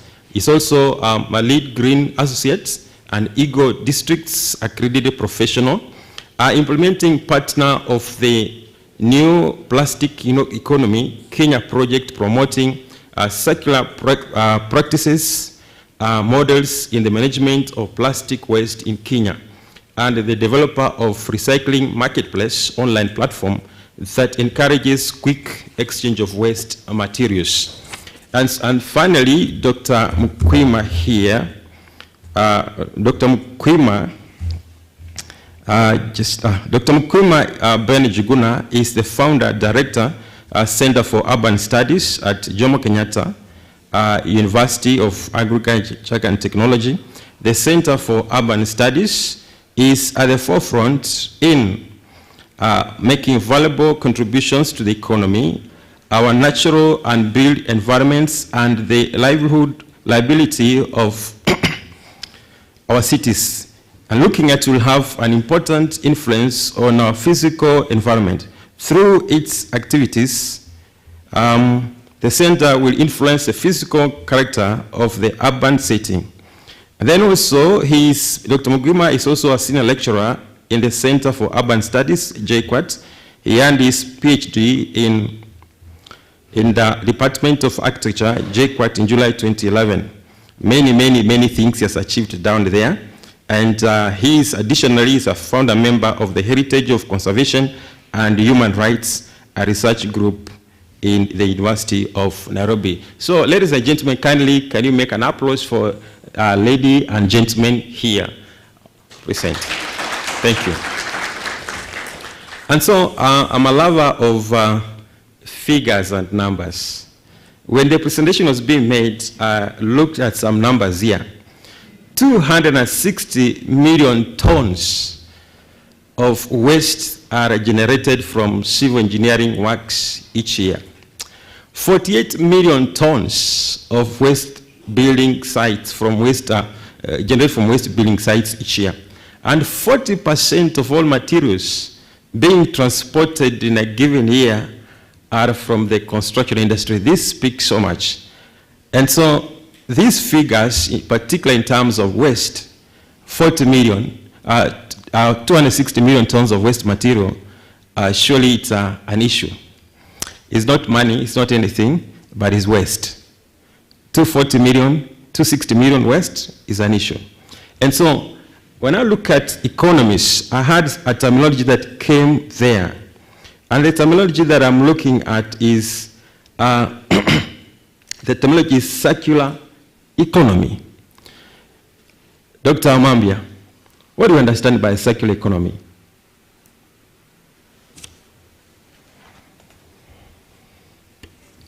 Thank you, Mr. Moderator. And probably I will start from the definition of waste. I did a quick Google. I don't want to give you what we have written in the waste management regulation, but I'll say what I saw on Google, Wikipedia. Keywords I picked from there: unwanted, unusable, worthless, defective. Now let's reflect back to what we know as construction waste. Does that which constitute construction waste bear these terms? Does it carry that nature of terms? Like when you remove this door, probably you have gone on a trip and found that there's another better door in the view of COVID that automatically opens. If we carefully remove this door, will it become unwanted, unusable, worthless, and defective? Not at all. And therefore, a large percentage of construction waste and demolition waste is actually wanted, usable, worthy, and is functional. What makes us dispose it poorly is the factors that were highlighted here. Maybe it is our attitude, maybe we don't have a place to take it, we don't know somebody who wants a door that is hand-handled in view of COVID. Maybe the policy and legal structure does not necessitate that that door should end up in somebody else's place, or the other factors that Ruth very carefully stated here. Therefore, the definition of a circular economy, it just comes from the schematic, I think the video that we saw, that material can actually move from one state. We used to say matter cannot be destroyed or created, and therefore waste can actually be moved from one point to another in a usable form. We used to call it way back, actually in all our bottles, I think even including this one, it has that circle. Please use it again, give it to somebody. If you don't have use for it, give it to somebody who can make use of it. And when the person is not able to use it in that particular form, they could either reuse it in another form, or they can recycle, with a key distinction between recycling and reusing. I think the schematic graphic video showed that when you have a closed loop kind of recycling, we mean that you're transforming it chemically or through other physical processes or mechanically. You can be able to use it in another form. And that, in summary, is what we call a circular economy. Waste, as much as possible, moves within the environment in its either intrinsic shape or form, or you can transform it for as long as possible to avoid it being disposed eventually in the landfill.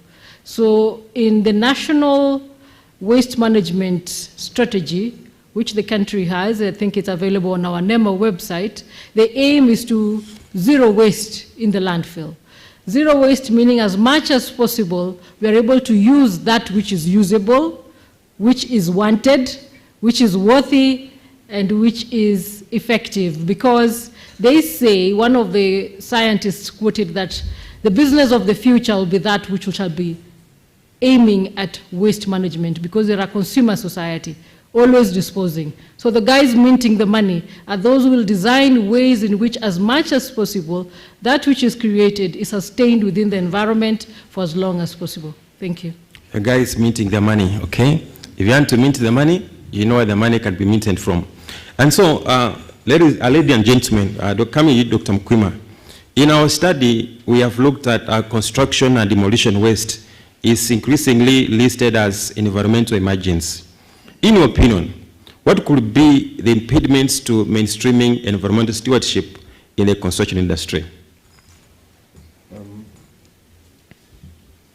Thank you.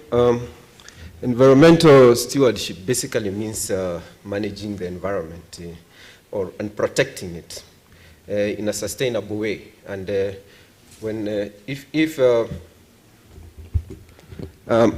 means environmental stewardship means managing the environment in a sustainable way. And then, of course, the aspects of sustainability that you'll be interested in will be aspects of legal matters, political matters, economic matters, ecological matters. I mean, you do not want to destroy the environment and such other matters. Basically what we would call a pastel kind of approach.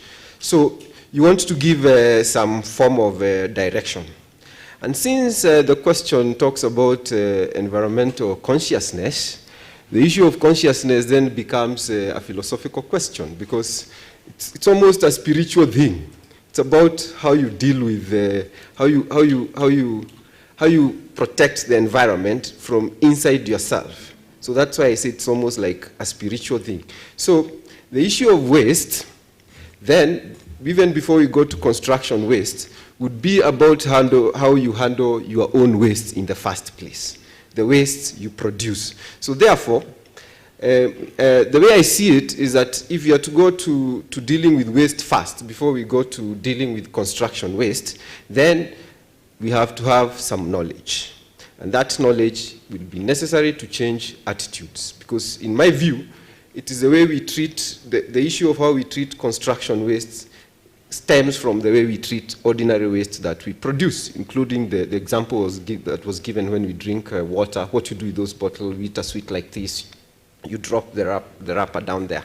So therefore, we need some kind of form of change of attitudes. So how to change attitudes then is a matter of a society change, a kind of social engineering, a kind of training. It's a big question, I agree, but I think environmental consciousness and stewardship can only stem from the bottom down there. Then it will move up on how we treat the environment. Yeah, Dr. When you talk about the spiritual matters, and you also talk about the aspect of attitude, it reminds me about one of my sons. He's in grade 2, and he comes home and he sings, attitude, attitude. He's like a flat tire. If you do not change the tire, then you won't move. I think parents who've got children in those grades, you heard that song? How many have heard that song? I think you don't go home and listen to those songs from your grade 2. And so if you do not change your attitude, then you are like riding on a flat tire. So you won't go, you won't make progress. And then we've got this other sighting. We are told that the attitude determines your altitude.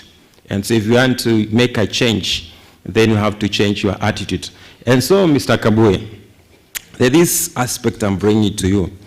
Which are some of the environmental consciousness that you need to be strengthened so that amongst the practitioners, so that we have a change in the environmental stewardship?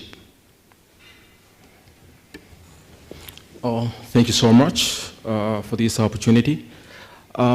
I'd like to start by saying that there are two kinds of environmental degradation. The first one is the physical degradation that's very visible to our eyes. You move around, you walk around, and you see a lot of litter. The second one is the loss of meaning, the loss of values, morals, or even character. And that's where the genesis is, where we cannot be able to distinguish between what is good and what is bad, or when we know what is good or what is bad, we don't really give a concern because it's meaningless. And that is the reason that we start, or that's when we also start to see waste. Because through my years of practice as a green building consultant, which by extension takes me into circular economy, is that waste is basically not using a particular resource 100%. Because most of the time, you'll find that there are people, for example, like in Dandora. What are they doing in Dandora? They're salvaging materials. They're saying that whoever brought this material didn't see its value. Probably they used 70% of it, 50%, we don't know. And then what do? They go and recover it and then give it that life extension. When you see that, you will notice that most of what we classify as waste is really not waste. It's just our limited thinking towards certain materials, and part of it is through how we've traditionally thought that this is how we're supposed to develop or advance the linear model where you extract, use, or abuse, and then you dump. So we need to move away from that model so that we start to see materials that these materials probably, they deserve a second life. And if they deserve a second life, how about if we make them known or available to other people?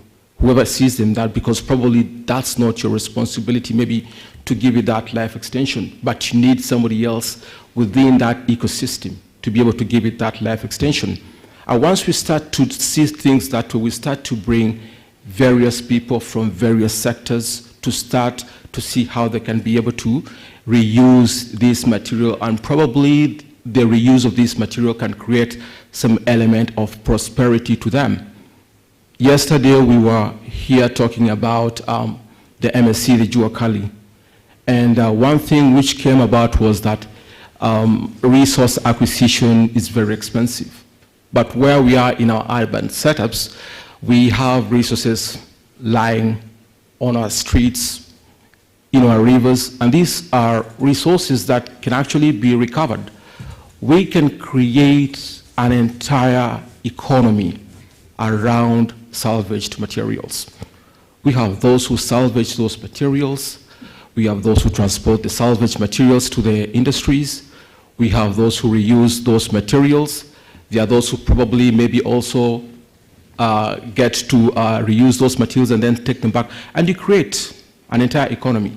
So as a nation, we are grappling with unemployment, and one of the reasons why we're grappling with unemployment, and if you look at other countries, is probably because there is an industry that we have not been able to exploit, and these materials which are lying around could probably be the game changer in providing solutions for those other industry, and we can be able to reduce our unemployment. So we need to start seeing a lot of value in this material, and that way environmental stewardship will just come by default.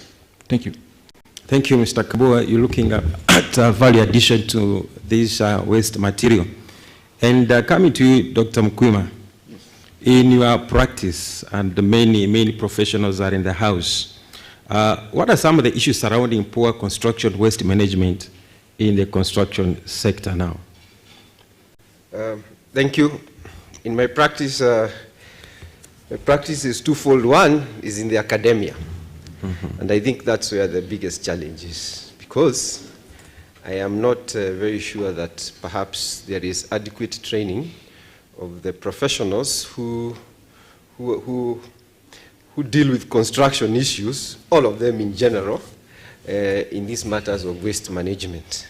So from the academia, then perhaps there's a big challenge, because it could be that the graduates, whether they are diploma, certificate people, bachelor's people, they are released into the market when they have been perhaps adequately trained on the matters of lean construction. I certainly wasn't trained when I was doing my Bachelor of Architecture. So I'm not very sure it happens now, but I hope so. So that is one bit, because if you form the critical mass of people who are knowledgeable, then this knowledge will certainly come to the industry. Because, for example, if you have an architect on site who is well-schooled in lean construction, in sustainable waste management, or even a construction manager, or even a civil engineer for that matter, then they'll be conscious of these things. In terms of the other side of practice, where you are designing for people and implementing projects, the fact that the way design happens, okay, now it's changing. There is BIM being taken up in the industry. But before, when you are designing in silos, it becomes very hard to coordinate things. So you perhaps find even the drawings that sometimes would get approved, perhaps what we call scheme drawings, might go to site. You go to a site, you'll find perhaps even some architects may not even have done proper detailed drawings, which would then enable proper procurement of materials. So that is a challenge, and we know it. So that is, and I think it is a very big challenge. The other challenge that we have with handling of materials on site is perhaps, like was mentioned, the way the planning approach to our sites and site management. If, for example, the whole site is not conceptualized with waste management in mind, and you have that beacon-to-beacon business, then you end up throwing your soil and all those things on the road. So that is a challenge. And for those who are aware, then it becomes an issue of cost, because you have to, if you are to do it properly and you have to do segregation, you have to buy those skips for different materials, then as a developer, you'll have to make a decision whether you want to buy stone, as we say, or you want to buy storage space for those kind of materials. So the matter is twofold. I think it stems right from training at all levels. And I think it is very serious business, especially at the training, because I don't think in this country we are really training building surveyors who are actually, at least I know at degree level, I don't think that happens, who would really understand these matters very well and help to coordinate the sites. And then, so maybe the approach then can be to have what AAK does or Borax does. For people in the industry at the moment, you can't take them back to school, so you have CPDs, you have refresher courses. In the TVET, we had TVET persons here yesterday. Perhaps some of this training should be instituted. And that's basically what I would like to say about Thank you, Dr. You've raised the issue about that means curriculum, maybe at the university level. There is maybe could be some gaps. But John Kabwe, you are a building surveyor. In your opinion, what could be those particular gaps, or do you think that being a building surveyor, you are all round, you are well equipped in this aspect of the practices on waste management?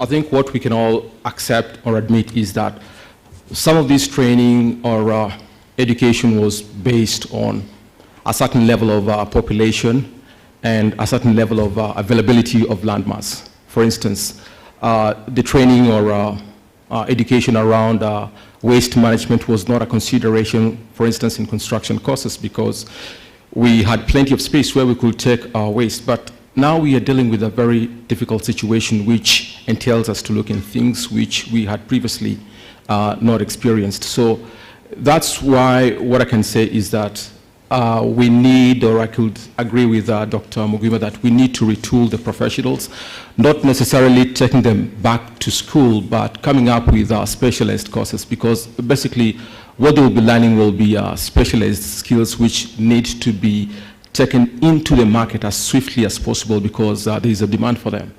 So as a building surveyor, what I can say is that that is what needs to be done, because when you look at most of the construction projects, for example, and why you don't have proper waste management practices is because there is that element where you're not taught how to look at waste as, construction waste as a nuisance.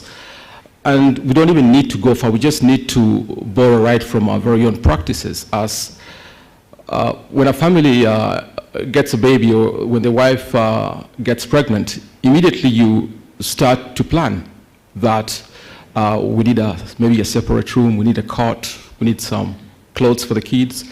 And that necessitates you probably maybe even to start to talk to your friends, your family members. Some could even say that you don't need to buy new clothes, I have some for my kid, you can actually take them.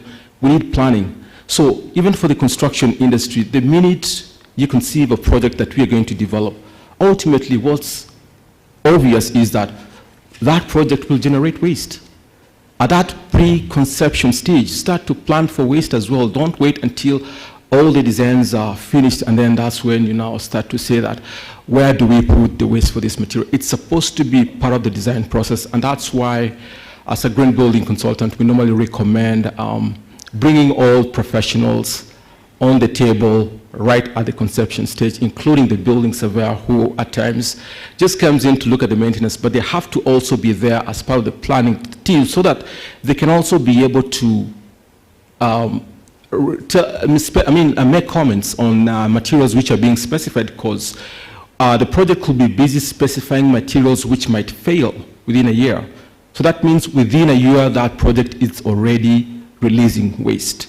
So how about if they are part of the team and they mention or make comments about certain materials and that waste is actually delayed in ending up in the landfills? So that way we can also know which are the materials which are appropriate for our climate, for our buildings, even at the pre-conception stage before building and then learning from those mistakes. The opportunities are there, they just need to be exploited. So what I could go back to in summary is we need proper planning and bringing all professionals on board at the pre-conception stage so that we eliminate most of the mistakes which will create a lot of our waste, which ultimately degrade our environment. Thank you. Yeah, yes, John, you talked about planning and preparation and anticipation. And in fact, you went further and talked about when a mother conceives and is expectant for 9 months. But I've seen in this country whereby some people, the children are held at the maternity because of non-payment. It's like they never knew that the baby was coming, and yet they've been with a pregnant lady for 9 months. And so looking at the same aspect, I'm looking at planning and preparations. Dr. Omambia, are we really ready in terms of receiving this aspect of waste management? Yourself, is the country ready in dealing with planning? Are we planning enough that to be ready to handle waste management in this country? Thank you, Mr. Moderator. What I would say, we are planning, but we are not implementing the plan. As an environmental authority, I think it's popular to all of us here that NEMA always requires us, at least in the construction sector, that you undertake an environment and social study of your project. That is a planning tool, the environmental impact assessment tool. And actually upon commissioning your project and you start occupying it, you're supposed to do an environmental audit. The challenge that we see is that if you look at even today's newspaper probably, or even yesterday's paper, there will be an advertisement of an upcoming project, environmental impact assessment study of XYZ, being located somewhere. Please submit your comments, and a summary of the environmental management plan will be put there. You will see that the expert or the EIA expert, of whom I know some of you are, you will write on the onset that solid waste management, then you write the next column, the management plan will be, there shall be skips, separation of waste, the waste shall be collected by regularly and disposed, the topsoil will be reused for planting, the seedlings, if possible, can be uprooted safely and planted back, and that becomes like a marriage proposal. You commit to do so much. Lo and behold, you are married, and then you see that all that which was promised, none of it is being implemented. Did you plan? Yes, they planned. They planned a lot. They were going to live in utopia, and now the reality is striking. And therefore, at planning, don't plan in utopia. Plan realistically, noting that in planning there are resources, both human and environmental resources. There are institutional resources that may be required. Probably you need a site manager or an environment health and safety officer who's dedicated to ensuring that the waste is well sorted, that you have the linkage to the recycler or to the person who's going to use it, and that you have the budget to do that. I live in one of the neighborhoods not far from Mombasa Road, and recently I have seen quite a number of high-rise buildings coming up. That is South B. And it is wall-to-wall construction. And therefore, the cars are parked outside, not only for the guests, but including the occupants. Because the project developer, advised by the architect, the planner, structural engineer, and everybody else who goes along in construction, has advised him so to ensure that the building is wall-to-wall. There's no emergency exit. Actually, some of those basement parking, normally you'll find one basement parking that can only occupy maybe 5 cars, but you have to be a skilled, articulate driver to ensure that if you are in a hurry, you don't scratch your vehicle to get it in or out. Disabled persons, pregnant persons, persons with disabilities, that is, persons living with disabilities, or even you on a tired day, you really have to, once you reach your gate, you have to be very alert because the space of parking left requires precision to be able to park your car and exit. If you have an emergency at night, you have to wake up the entire place. Please, nani gari eke somebody nifungulie niko na emergency. It no longer becomes an emergency because by the time the person wakes up and opens for you, if he's in or she is in, whatever emergency you are addressing now is probably at a critical stage.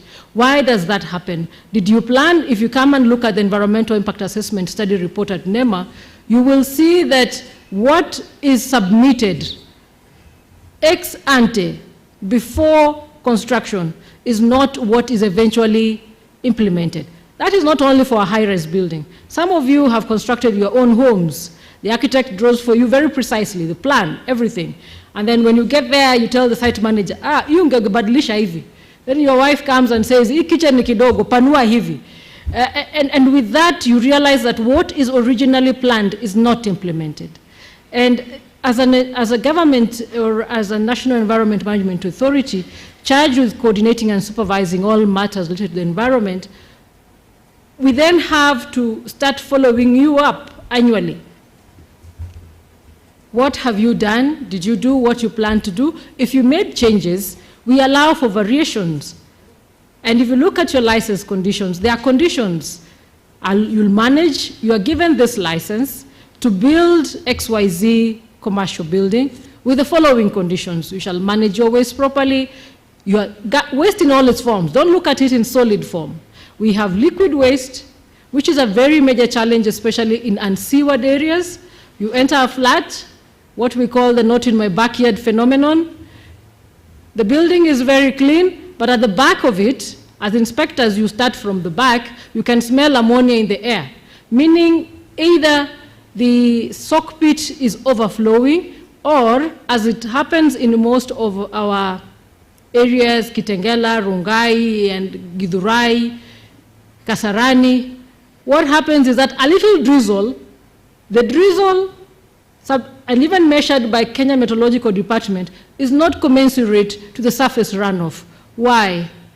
The building owner, because the sock pit is tired of exhausting it, what it times, a little drizzle, anafungulia, manhole, the sewer flows. So you have more surface runoff.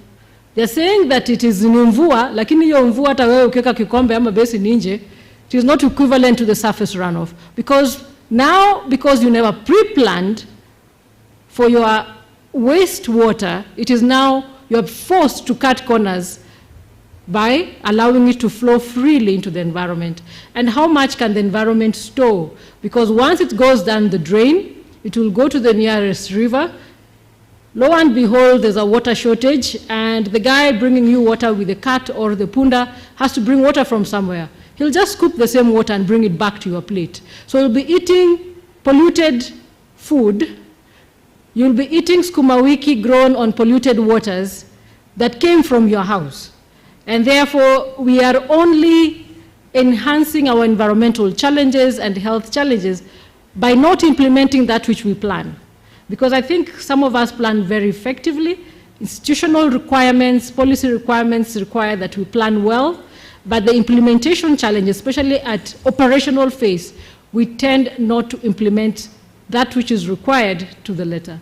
And therefore, the gap there comes in to merge into what my two fellow panelists said about environmental consciousness.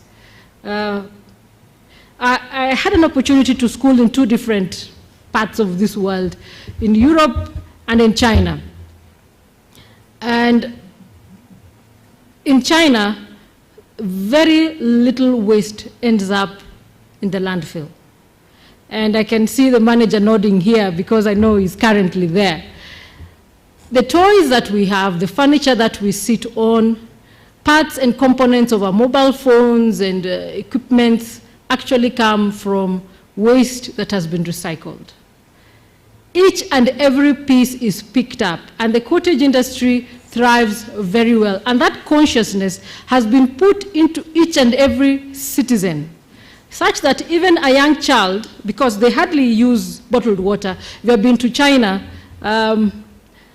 500 ml of water is about 50 bob, similar to Kenya, but beer in a glass bottle, I don't take alcohol, but beer in a glass bottle used to be like 15 bob. Why? Because the cost of the plastic has been embedded. This requires plastic, which is very hard to destroy in the environment. It can be reused, yes, but the volumes of it being churned out by just the normal populace of China, approximately 1.3 billion, will be too much if we all drank bottled water, even though they have the recycling ability. So what they have done is to make the cost of the bottle so high, plastic bottle, compared to the beer, because the beer glass bottle is easy to recycle. And therefore, there will always be a circularity component. Everybody is aware that if I buy this bottle of water, what I immediately have to do at design stage, because I know architects, planners, and everybody present here, we do the pre-designing stage. I'm a climate change modeler, and focusing on geosequestration of carbon, dealing with carbon dioxide, injecting it into oil fields. And what did we do? We designed the injection of CO2 into the geosphere through computer modeling. And what does that entail?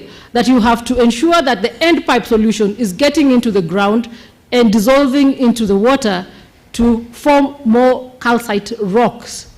Why? Because all that CO2 going into the atmosphere from our oil and gas sector is actually going to enhance the effect of climate change. So what do we do at design stage? If I'm designing this bottle, I'll make it easy for me to remove the lid. I think you've bought water where you have struggled to remove the lid, and eventually you look for manpower, because as a female power, I'm unable. The manpower opens and it spills on him, and now it becomes another challenge.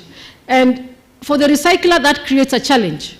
Or the sticker that has been put on it is so difficult to remove, such that the recycler, the bottle is no longer a clean piece to recycle. Because when they are shredding it to pelletize, they just want a clear, clean bottle.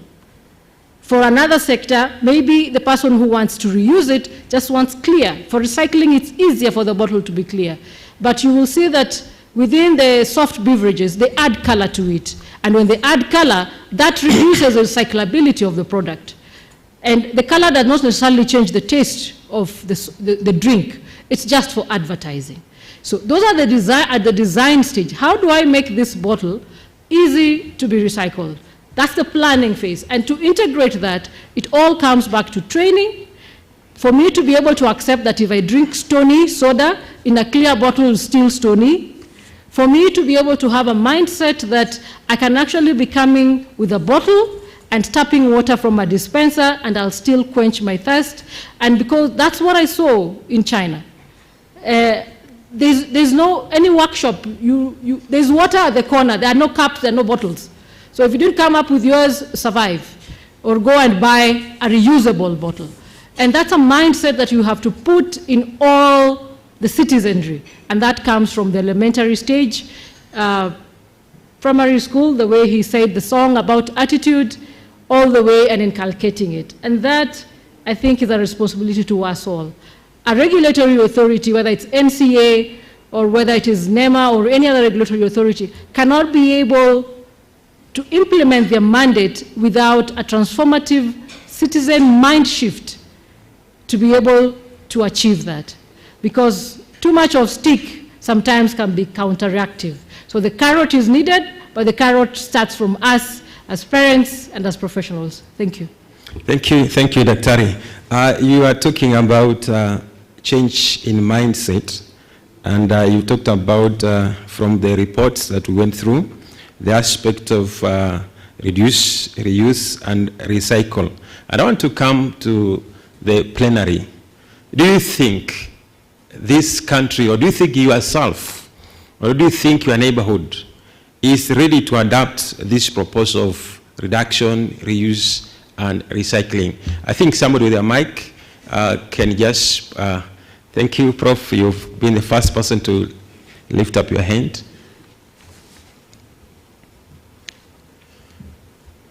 Here, Professor Bolitia, please.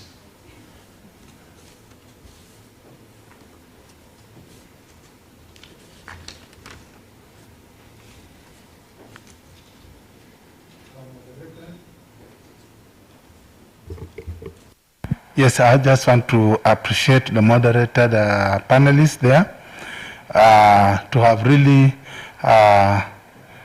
discussed and given us insightful information on the three main variables that the moderator was trying to pose: the environmental stewardship, circular economy, and environmental consciousness. I just want also to appreciate and commend the good work that Ruth Okangi presented in the morning, which is the climax is this panel discussing. And the issue that the moderator has just posed to us, are we really ready? I think that question comes to almost a tail end. We need, first of all, to ask ourselves, do we have enough enforcement to ensure that even that person within the households or the people who are using these materials, are they really being guided well? How are they being guided? Is there enforcement that actually, remember NEMA, when you came up with the no plastic bags, it took time for us to accept, but we accepted because you are consistent to ensure that we are not reverting back. And that made us to be aware that an issue has been raised. There is an enforcement, there is penalties towards it if you contravene, and we are able to abide by that. I was just trying to share with my colleague professor here, most of our construction activities or even policy documents that we make outside the Vision 2030 that guides ourselves. I think you are aware of that. We also deviate from the SDGs requirements, the Sustainable Development Goals. We also deviate ourselves from the Africa Development Priority Vision 2063 and East African Vision 2050. Can you imagine you coming with a policy enforcement to ensure that we are able to comply with whatever that we have discussed here, and your neighboring country, Uganda or Tanzania or Rwanda, is still lagging behind on that? So you will find that I will produce here, but my market will be where? In another country. So you will not be achieving your objective. So you will need, in our country, first of all, a proposal is that we need to have what is called integrated monitoring and evaluation by all the agencies that have been tasked to undertake this task. The other thing is that we need to ensure there is that integrated enforcement that will ensure that what NEMA is talking about, if my brother there is coming from maybe NCA and finds there is something that NEMA they are enforcing but they are not at that particular time at that site, you are able to do what? To come in and enforce it on their behalf. The other thing, yes, they are actually just reminding me of what we did with the COVID-19 pandemic. We saw that effort. You have seen even how all the ministries, like they operated as one ministry. You remember that enforcement? So if we have that enforcement that pulls all multi-agencies or all agencies, we shall actually be able to achieve this. I was looking at the research, and I want to challenge my brother here, even you panelists, when you do this research, ensure that you categorize these researches, so that when you have the research, have the research on microenvironment. When you are looking at the microenvironment, you are looking at your immediate environment, then have the macro environment. What is it that you can now extend as from your internal to that external? If you do that way, you will find that you are moving the paraffin effect evenly, so that there is no any single point that has been left out. This is my interest. If we do that way, we shall be able to make, because if you go to, I'm sorry to cite, Kibera or Mukuru Kwajenga or those other places, you tell them about what we are talking about here. They won't understand. It will be like a lullaby, sending them to sleep. So let us see how we can enforce this jointly. And as we learn here, let me tell you, the moment we lag behind in this enforcement, and our sister has just cited one example where buildings are built on one, closer to one another. Now, it might be difficult for you to drive in. I don't need to drive, I can walk, that will be healthy. But can you imagine the air that these people will be inhaling? There's no vegetation, there's no tree. Can you imagine that? Driving should not be a priority. But if the environment is polluted, can you imagine how people's lives is reduced? Maybe someone was supposed to live to 50 years, it is reduced to a half. That's my contribution, and Prof had something to add. I don't want to talk until I block other people from contribution. But Nema, I want to thank you so much for what you are doing, but you need to go a notch higher to ensure that some of these things that we are talking about, you don't live until the house is occupied, then you enforce. Enforce as the construction starts taking shape. And even as you come to this, what we call the SMEs, try to sensitize them. They are the people who will even go and pick what my brother said in the rivers or whatever, and they will be helping us. But we don't say that because these people will come to the river, says continue to dump there. They are trying to remove whatever that is there, but helping that sustainability. And that's what I said, sustainable development goals. That will help us to move forward, and we shall be having a healthy nation with the people who are happier. Thank you so much. Thank you, Prof. You can give it to a neighbor. Prof, you've got something to add? Not now. Okay, thank you.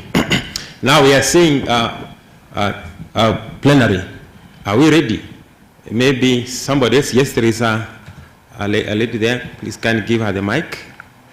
Introduce yourself and make your comments. You have a minute. Good afternoon and thank you. My name is Engineer Lucy Wanjiko. I'm the founder of EcoCycle Limited, where we turn sewage to clean water. I also represent IEK. I'm the first vice president of IEK. I'm the Kamala Harris of IEK. Thank you. So, congratulations, congratulations. It's a good day that we are talking about rubbish, as it was said. And the question that you ask, are we ready? I think Kenyans are tired of living in dirty environments, stinking ammonia around and waste all over the place. So I think we are ready, but what we are lacking is what has already been featured already, that we need to have it in the curriculum. I think we need to speak to the institutions and have it in the curriculum. The competency-based training in the lower schools is doing a very good job. If you have kids in grade 1 to 3, there's a lot of reuse and environmental protection. So that's already good. But we as the regulators, the professional associations, I think we can talk with the Commission of Education so that we have these units in the universities. The other thing is that we've been talking about construction waste. I've not heard people talk much about the wastewater, maybe because it's my interest, but can you imagine if a construction site has 100 workers every day, each generating 30 liters of waste? That is 3,000 liters. If that was recycled, what could it do to that place? You could be planting trees even before the occupants come, because I think when we look at approvals, we only think about the after. No one is focusing on really what needs to be done during the construction. So the actual human waste is a big factor that needs to be considered apart from the materials that we are talking about that can be reused. So just to make some recommendations, and 3 of them, I'll be quick. We've talked about how can we go here. We've talked about e-commerce and digitization. We are ready again because the biggest population is always on the phone. So if we have an e-commerce space where the waste is listed and we link it to people who need it, I think that's part of helping promote the reuse of waste. We can link construction sites to CSR needy. Like if you're constructing and building an apartment, in the evening you're watching news, there's a school without classes, there's a school without roof. Probably this timber you're throwing away or the boards could make walls for those people without classes. So again, on e-commerce or digitization, link the needy people with people who are generating waste. And one thing I have seen in the years of practicing in on-site wastewater recycling, Kenyans are doubting Thomas's. They do very well when you show them a working thing. Like if you tell them, do you know your sewage can be clean water? They don't believe it until you take them to a site. So all these ideas we are talking about, if we can have a pilot location, showing all those things we were seeing from Canada, from Germany, how a sample sustainable site construction should look like. So we set it up, and that will be like the learning site and the showcase for people to really buy the idea. All in all, I'm happy we are talking about rubbish, talking waste. Waste is a treasure, and we as the professional associations need to keep having this conversation and really enforce it when setting up construction sites and projects. Thank you very much. Thank you, Kamala Harris, for that kind of comment. Coming back to this panel here, Mr. Kabue, from the report that Ruth presented in the morning, she talked about zero carbon buildings. What do you understand by this aspect of zero carbon buildings? Yeah, zero carbon buildings is a technical term, but basically probably it's a building that you've seen before, and I'd like to be very clear, and please listen to me very attentively. A zero carbon building is a building that uses as much energy or releases as much carbon, for energy, it uses as much energy as it generates, especially from renewable sources. So one of the first things that you do is you make sure that your building uses as little energy as possible. How do you achieve that? By getting in design interventions that reduces the need for you to use a lot of energy. For example, if I had to pick a few ones, orienting your building nicely so that it faces the north and south, and you avoid the sun exposure from the east and west axis, where you don't have much of a choice because that's how the plot maybe is designed. You have to face east and west.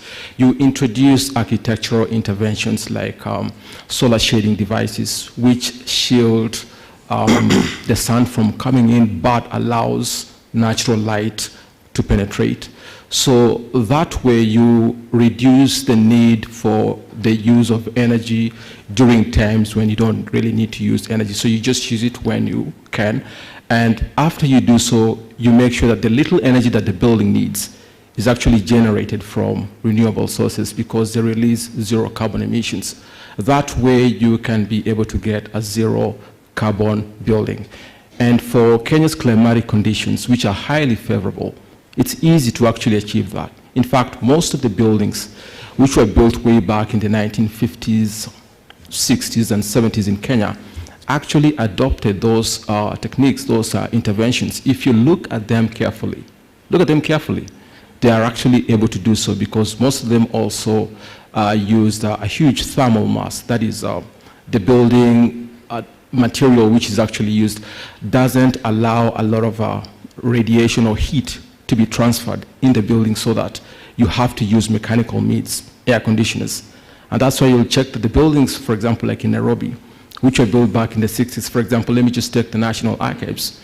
It didn't have any air conditioners. But what you see right there, the AC systems, they were just installed, but they were installed because probably the surrounding areas were generating a lot of dust, and now they have to close the windows to keep away the dust.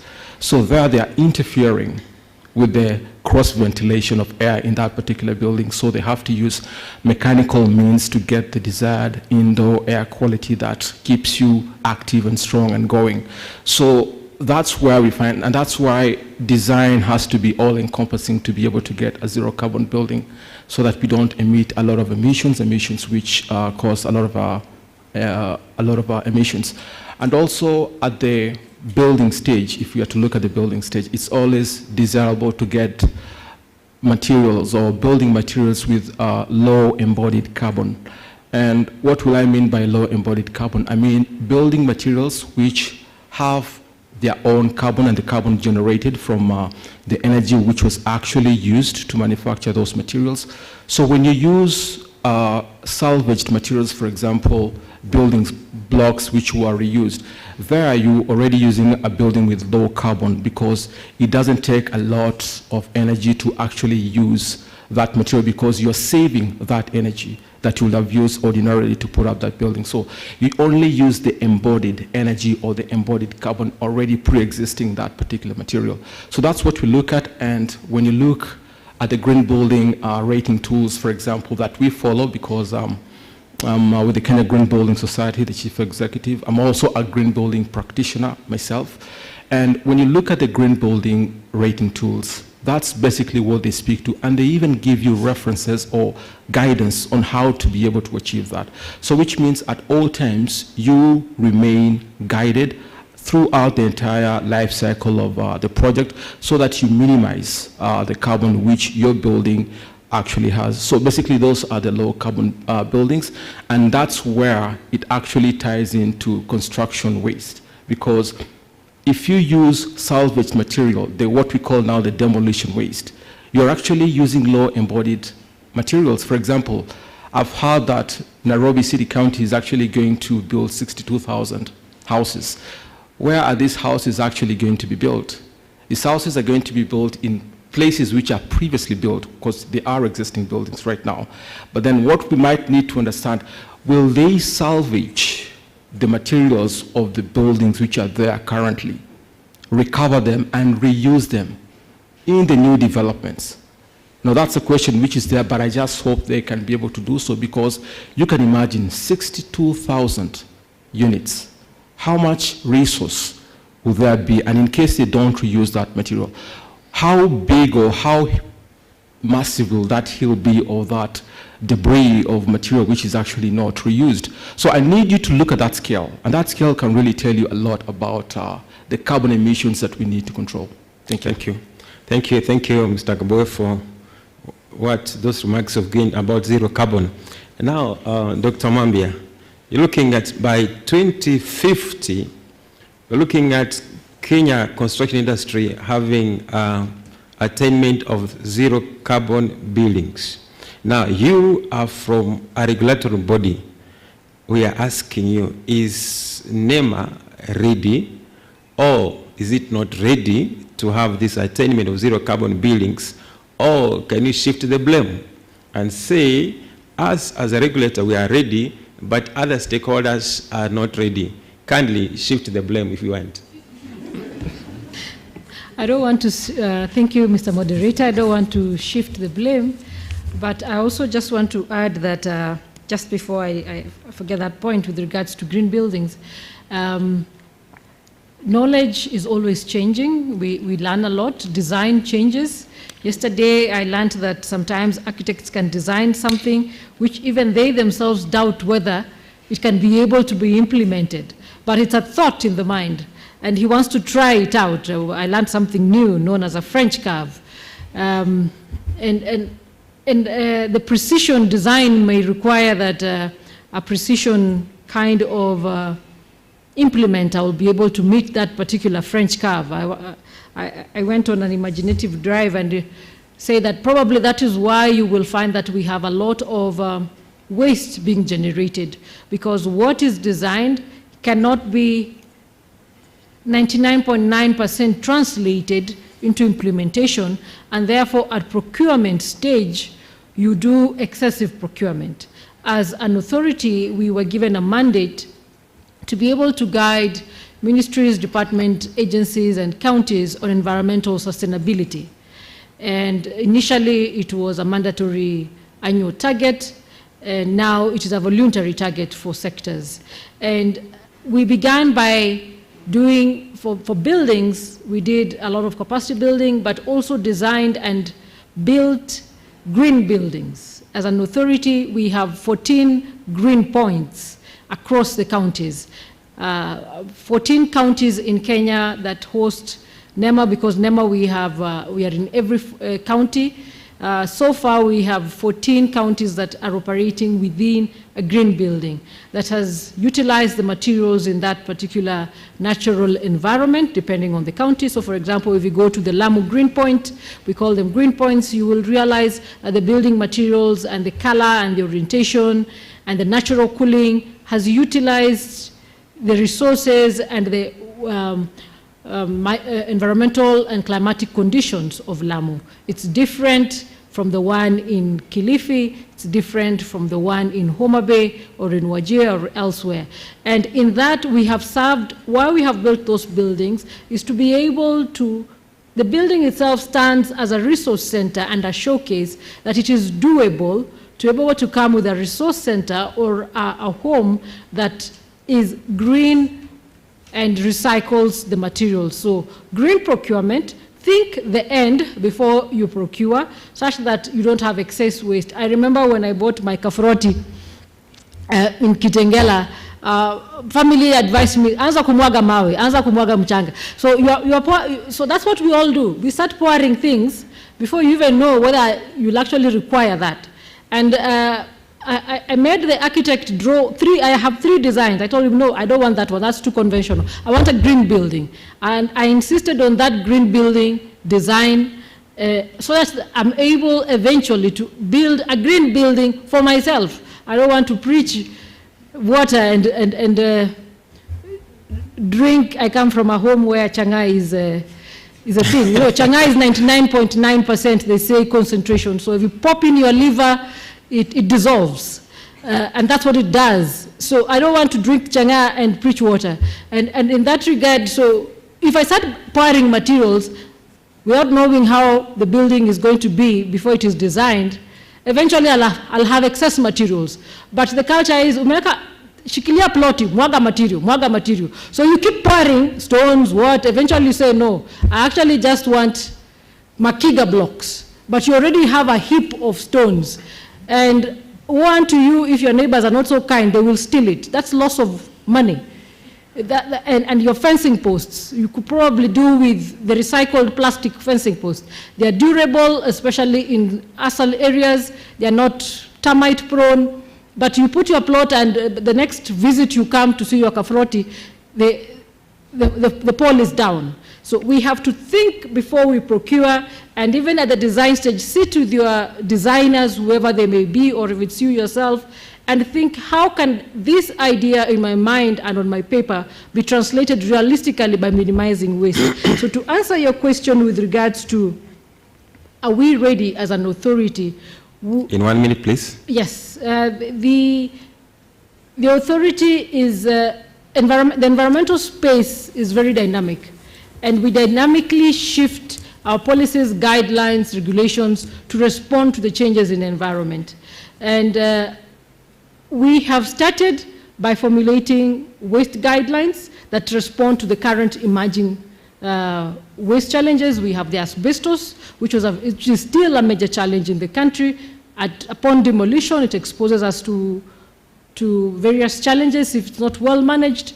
Then we have guidelines on management of condemned and demolition goods. We have ozone depleting substances that can come from our practices, especially from the cooling and heating, which we so use often in buildings, and how we use them. So now we have green cooling solutions. There are quite a number of initiatives that are taking place. When you procure your air conditioner or you procure your refrigerator, there are green cooling solutions. In the supermarkets, they actually have ratings. You see the stars, please don't buy the cheapest. In terms of cost only, also think sustainability and others. Are we 100% ready? No. Science will keep shifting and we shall be informed by that to adapt to the changes. Is the society ready? Society transforms and responds to finite environmental resources. Initially, you could have your normal building as a bungalow. Now it has necessitated we go upwards. And that shift, again, with resources, we will slowly, gradually adopt as a society, if we change our attitudes, to be able to use all the things that we have seen here, including alternative building materials and green building solutions. Thank you. Thank you, Dr. Coming to academia, Dr. Mkuma, our training institutions. Are we doing something about the zero carbon? Are we target? You still got many years to go. Are we going to start training our people at maybe 2049? Or what are we doing about zero carbon in our curriculum in our institutions? I know some institutions are doing that. They may not call it zero carbon, but at least I know we teach about the physical environment for architects. And we teach them about sustainable design. Perhaps what we may not be very good at is at exposing them to best practices of these things. But the training does happen. And just like many things, we release good graduates. But what happens out here is another matter altogether. Because it becomes a matter of bread. So some of the things that you may find professionals doing, especially that matter of zero, is not because they may not be trained, but it's because of they need some income. So that issue needs to be sorted out. And the training in terms of zero has been, even the pioneer architects, I think there used to be a program called Tropical Architecture, which used to be offered at the AA school.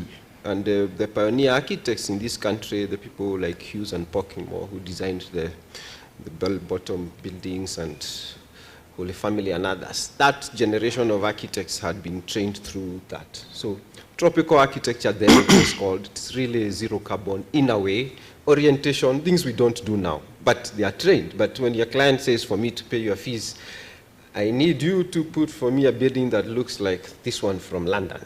I know the architects here, sometimes you may be shown photos of what, then tell you this is what I'm thinking about. So it's an ethical issue. You have to decide. But yes, moderator, the training does happen. Thank you. Why the implementation is not there is another matter. Yeah, Dr. You are reminding me of something, a common slogan in this country, where we say, Bamboga ground in tofauti. So maybe I want to ask, go to the again plenary, particularly this direction. Do you concur with us that Mamboga ground in tofauti? I'm asking, are we really ready for zero carbon, these green buildings? Or we agree that Mamboga ground, sio vile tunasoma kwa darasa. There's some people here who lifted their hands. There is no response this side. Anybody? If there is none, then you go back to Prof. Here is ready to tell us whether he's teaching anything in the university or so, waiting for that time to come, and he will definitely act maybe in 2050. Yes, Prof. Mazu. Thank you, Chair. I think whether things are the same on the ground or not, it will depend on whether there is awareness and people do understand what we are talking about. But at the moment, I can say a very small percentage, something like 10% or so, might be different. But the 90% is not yet. Reason being that we have not created awareness to the designers and the users of the buildings. That is the agencies. But I think this should be in the curriculum for every degree program, whether professional or whatever it is, a doctor or wherever it is, so that they also have that, you know, they grow with it. And I know that once we do a BCD and the waste we release into the environment, it has got a bearing towards our lives and the life on Earth, where we stay. However, there is one thing I would possibly want to suggest, that it is from ourselves that we should suggest proposals as to how we are going to mitigate this problem. I was in Germany. I went to a supermarket. I bought some water. But within the bottle on the label, they say, if you return this bottle, you are going to be given so many euros. So that encourages you from putting the bottle into the dustbin to return it to the supermarket. You get your euros and you allow them to reuse or take it for recycling. It is not always the case that when we punish people or we enact laws which are punitive, that people will respond. There are ways of making people understand. Once they understand, they will do it themselves without laws being used to punish them or to do something so that they come with it. So it is upon us to see how even that guy who is down there in the village who does not understand anything, but if he knows this bottle to him is money, he will not go and dispose it. Instead, he will return it. That way, we'll have, mitigated some factors or we have put some changes into these people. And then later on, they will come to understand it is useful for our environment. I have a big question or something, a problem with the e-waste, both from buildings and the phones we use, or any electronic gadgets we use. There are too many. Some of them, their lives are too short. But you find that they litter the environment. I think we need to do something. There was what we call the Basel Convention, where radioactive materials were being dumped in the ocean. And they basically are the shores of African countries from the developed world. What do we do about it? How do we counteract the effect of the asbestos roofs we have in most of the institutions we have in this country? You find that the roof covering is asbestos.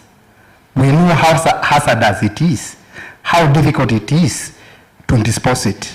What are we doing about it?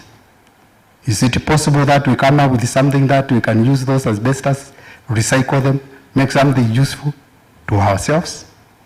Are we able to control the dust which they generate from construction sites? That the particles from the dust, we can be able to harness it and use it for seeding clouds so that we get rainfall in areas where there is no rainfall. What are we doing ourselves? I think most of these answers are with us, not outside there, not a model to be given. It is us to think, what do we do to avoid this, or what do we do to mitigate the other? Thank you. Thank you, Prof. I think, Dr. Romambia, you are there. You're going to have a minute. And before you come in, let me hear something from John on the e-waste also for half a minute. And then after that, I'll give the chance to Dr. Mambia to give a reply to what Prof has talked about.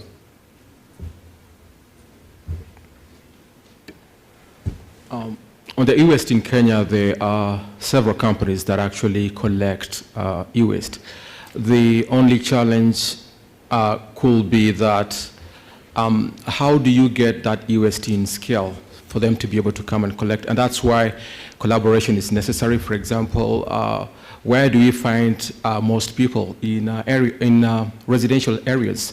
So how about if residential areas can be able to set up, for example, like e-waste collection days and then invite these companies to come and collect them?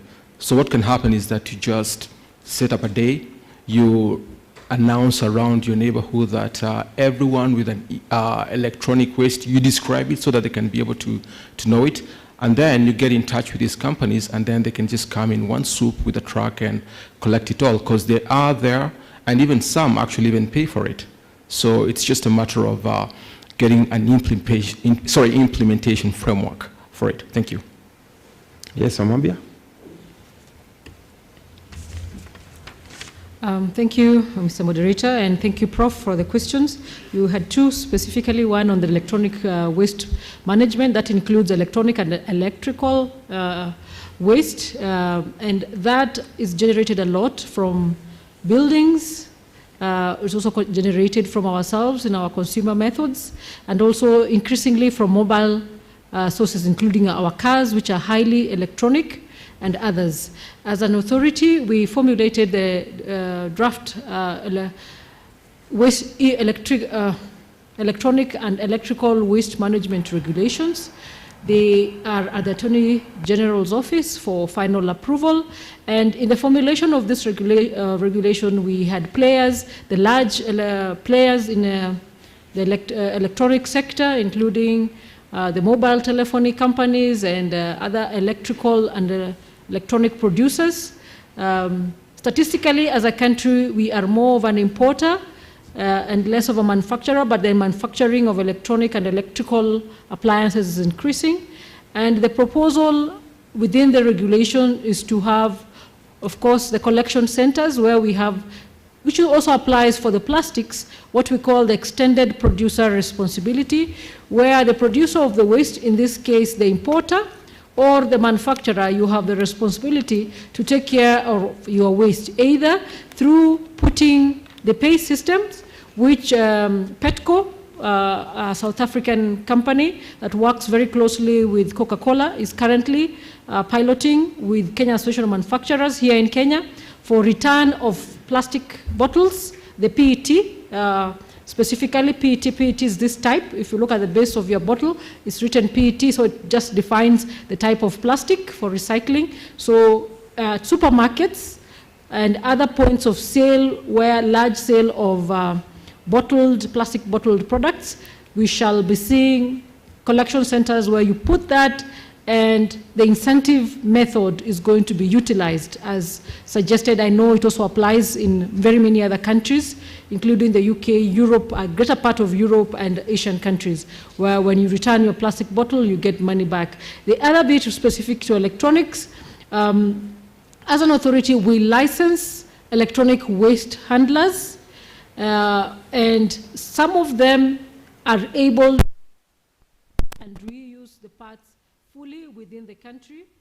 Other electrical and electronic components, they don't have the technical or equipment know-how of recycling it here, and therefore we give them a permit to export it to a country which has that ability under the Basel Convention, which Kenya is a signatory, and NEMA serves as the operational focal point for that. So there are quite a number that others recycle bulbs, the compact fluorescent bulbs, which we now use, the LED, the energy efficient ones, they recycle that because, as you may be aware, they have micro components of mercury and other hazardous substances which you shouldn't just throw in your normal waste, but they have the ability to dismantle it without spilling the mercury and recycling it. Others recycle computer parts and others and elsewhere. So that's why I talked about procurement.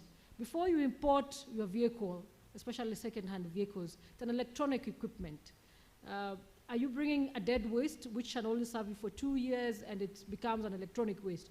Because increasingly we are seeing a lot of that happening, where the vehicle, the spare part to import it actually costs the price of a Pro Box, and you dump your nice vehicle and buy the Pro Box. So as you think purchasing, think the end of life of that product. Okay. The second question is regard to asbestos. Yes, Kenya as a country, especially mission centers and government and factories in the 60s, largely used asbestos roofing, including the old estates in many parts of this country. Research showed that asbestos dust contained within the asbestos roofing sheet is not only carcinogenic, but is also has other environmental impacts in the plants, which bioaccumulates. And we came about with asbestos guidelines on how to remove your asbestos roofing. If you don't have the financial capability to remove and replace your roofing with the right roofing material, we recommend painting it. Paint the roof, but don't paint the roof to seal in the asbestos dust. Because as the asbestos roofing ages, it starts chipping and releasing the asbestos dust. If you have the financial and technical know-how, or you have the financial and can procure the technical know-how, we recommend that you undertake an environmental impact assessment to know how much of the waste and Who will dispose it? We don't recommend reusing of asbestos roofing, but deep controlled burial by asbestos waste handlers. So far in the country, we have a few who do asbestos handling, and they do contained deep burial. By contained, we mean the burial site is walled with impervious material to avoid seepage into the groundwater, because if it seeps into the groundwater, the asbestos will again come back to you either through food or water or planting material. Thank so you. The guidelines are available for download on our website. Thank you, Dr. for that. As we come to the tail end of our discussion this afternoon, I know we've got so many people wanting to make comments, but before I come back to the panels for wrap-up for at least half a minute, there is a point Engineer Grace wanted to make the same. Can you give her a mic just for also half a minute to wrap up what you wanted to make this afternoon or one of discussion? Oh, yes. Okay. Thank you very much, Moderator, Engineer Crispus, for giving me this opportunity. As I mentioned on the other days, I'm a council member of the Institution of Engineers of Kenya, and yes, as an engineer, I've also followed very, very closely the discussions on this today's presentation. Actually, it's been an eye-opener for me in many ways, because waste, like everybody else, is not an area you want to spend too much of your time on. So I think what I'm learning today and what I'm taking away is that it's very important that for us to achieve the change we want towards adopting green concepts, which we are sort of late, we are lagging behind as a country. I've had to admit that. We need a lot of sensitization, a lot of sensitization. We are professionals here in various sectors, but I think we have to agree that we actually are a very small minority. We may not have the impact that we are talking about. Looking at, I pay attention to what Dr. Ann talked about, the example she gave of China, and how, despite there being first world, they're so economical on how they use plastic. But whereas here, it's far more elegant for me to have my own bottle of water here than to collect water in a dispenser. I mean, that's a complete mind shift for me to accept that it is far better to go to the dispenser and collect water. So I think there's a lot of design shift, a lot of mental thinking, social engineering, if you like, as you call it, that we need to do. Remember that most people and most Kenyans, and including even clients, and they could be big clients, they are always in a hurry. We want to design quickly, we want to do our constructions quickly, we want the lowest cost. We don't really want to invest in these green building concepts, because these are very high-end things. In mambo ya first world, big words. These guys use big words, sustainability, environmental impact, big things. They don't apply to us. So we need to bring it down home. I like the word that somebody used, the microenvironment. We need to bring it down to the microenvironment so that it becomes part and parcel of our nature. It becomes, it's so natural. It comes so naturally for us to be conscious about green building concepts and generally care for the environment. And at this juncture, I want to suggest that it's perhaps time to collaborate. Even IEK can collaborate with NEMA, with NCA, and other bodies. We can actually collaborate and roll out a massive sensitization program which will really have the desired impact. We are saying these days collaboration is the way, and I think this is a very good opportunity for us to do so. So that we can perhaps through the social media or any other platforms, we can have a campaign whereby we are really talking about these things so much so that we actually make an impact. Because individually here, when I see us maybe 100 and 150 and maybe the few following us on social media, I doubt whether we'll be able to achieve the impact that this conference can potentially achieve. Thank you very much. Thank you very much, Engineer Grace, for that. I think, Engineer Nga, we've got something to make as we come towards the tail end of our discussion this afternoon.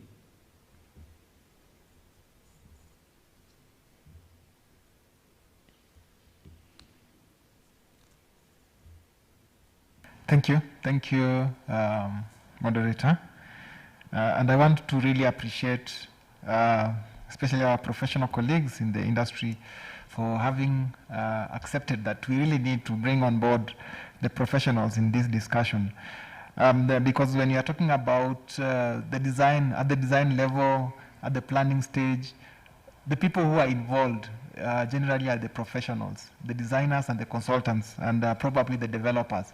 And as Engineer Grace has mentioned, there needs to be a lot of discussion at this level so that we can be able to ensure that the developer gets benefit of his investment in terms of the design. And you know, as a country, we've really not embraced a lot of their professionalism in terms of the design level. We find that people, they just take their designs probably to the architect who gives them a drawing, and for them the main target is just to get the drawing approved. And thereafter, the drawing may not be of sense for the developer. So we need to see how we can be able to embrace this and then root that culture of where you can follow the drawing all the way to the end of the project. And at this point, I was also thinking just outside the box so that maybe as we continue discussing, we need to see how can we be able to ensure at the approval stage, especially maybe at the NCA level, the contractor or the developer who is coming to register the project, instead of submitting the drawings only, they also need to submit sort of a project feasibility study, maybe in a smaller scale, not for big, like the ones for big project, so that this document is available even for the developer. At that point, the developer will be able to know, this is the much I'm going to invest, this is the much the kind of materials I'm going to use. There will be a lot of advice if that feasibility study is made a mandatory document at the design stage. The other thing that I also wanted to mention is, and I think that has been mentioned, is on the examples or the projects that can be used as showcase. Yesterday, on Monday, we had a lot of discussions about the doubting Thomas syndrome of Kenyans, where they need to see before they can be able to use. And as an authority, I think we want to lead in that. Probably maybe our GM, when he's going to give closing remarks, will be able to mention. We want to establish a center for construction industry development. And this center is targeted to be entirely green. And we are looking at the zero green class so that we can be able to get a zero green. And this will be an example. And we are seeking to see if we can be able to bring on board our professional bodies to be partners in this, so that this can be that example that we are talking about. Anybody who wants to see a green building can be able to come and see this showcase for themselves. Then the other thing that I also wanted to talk about, which also needed to come out very clearly, is the issue of modular construction. On Monday, we talked about the ABMTs. When you're talking about, for example, the video that we saw yesterday of 3D printing, if you use that technology, I think you can be sure of zero waste from that project. So if you can be able to come up with these modular designs, the modular concepts that have come into the market for construction projects, and move away from the conventional stone and mortar, then we'll be able to achieve the zero waste that we are talking about. I think basically those are my comments. Thank you.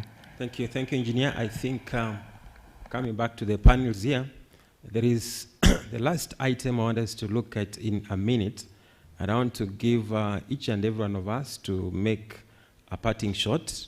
So within this half a minute, a quarter of it will be talking about the gaps between collaborations and at national and county government, whether there are any gaps in the mandate and the way they run the activities on waste management. And so you make a comment whether there's any gap in the mandate, and then again you make also your parting shots. So you have half a minute to attend to that. Starting with Dr. Mwambia.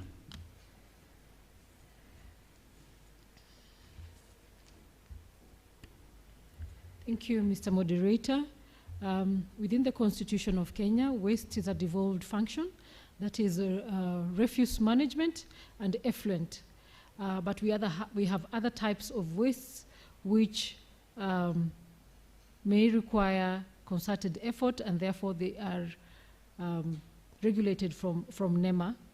In terms of the gaps that may exist, policy-wise and institutionally, I must say that with the devolution of the county governments, counties are at different stages of managing their waste in terms of infrastructure, because waste requires a lot of infrastructure. For separation to occur, it has to be, the infrastructure for separation has to be at source. The transportation has to be right. We don't want to see your waste flying off your truck, as we often see.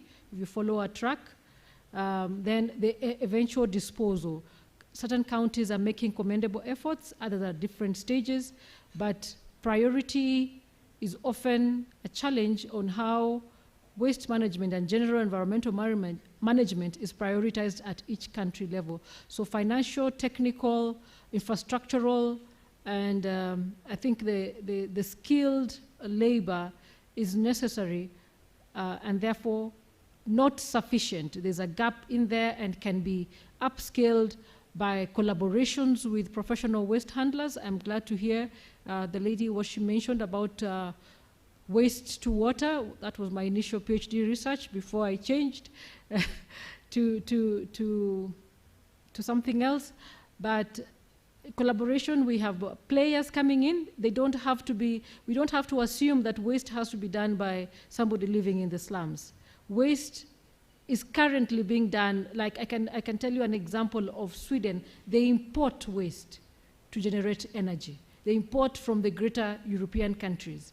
It's a national initiative to import waste. Ethiopia is also doing the same. They have set up an energy to waste center, converting their waste to power the country. So there's money in waste. Let's value it and fill in the gaps through collaboration, synergy, and sourcing of financial resources that are available at international level through targeted proposal development. Thank you, Daktari.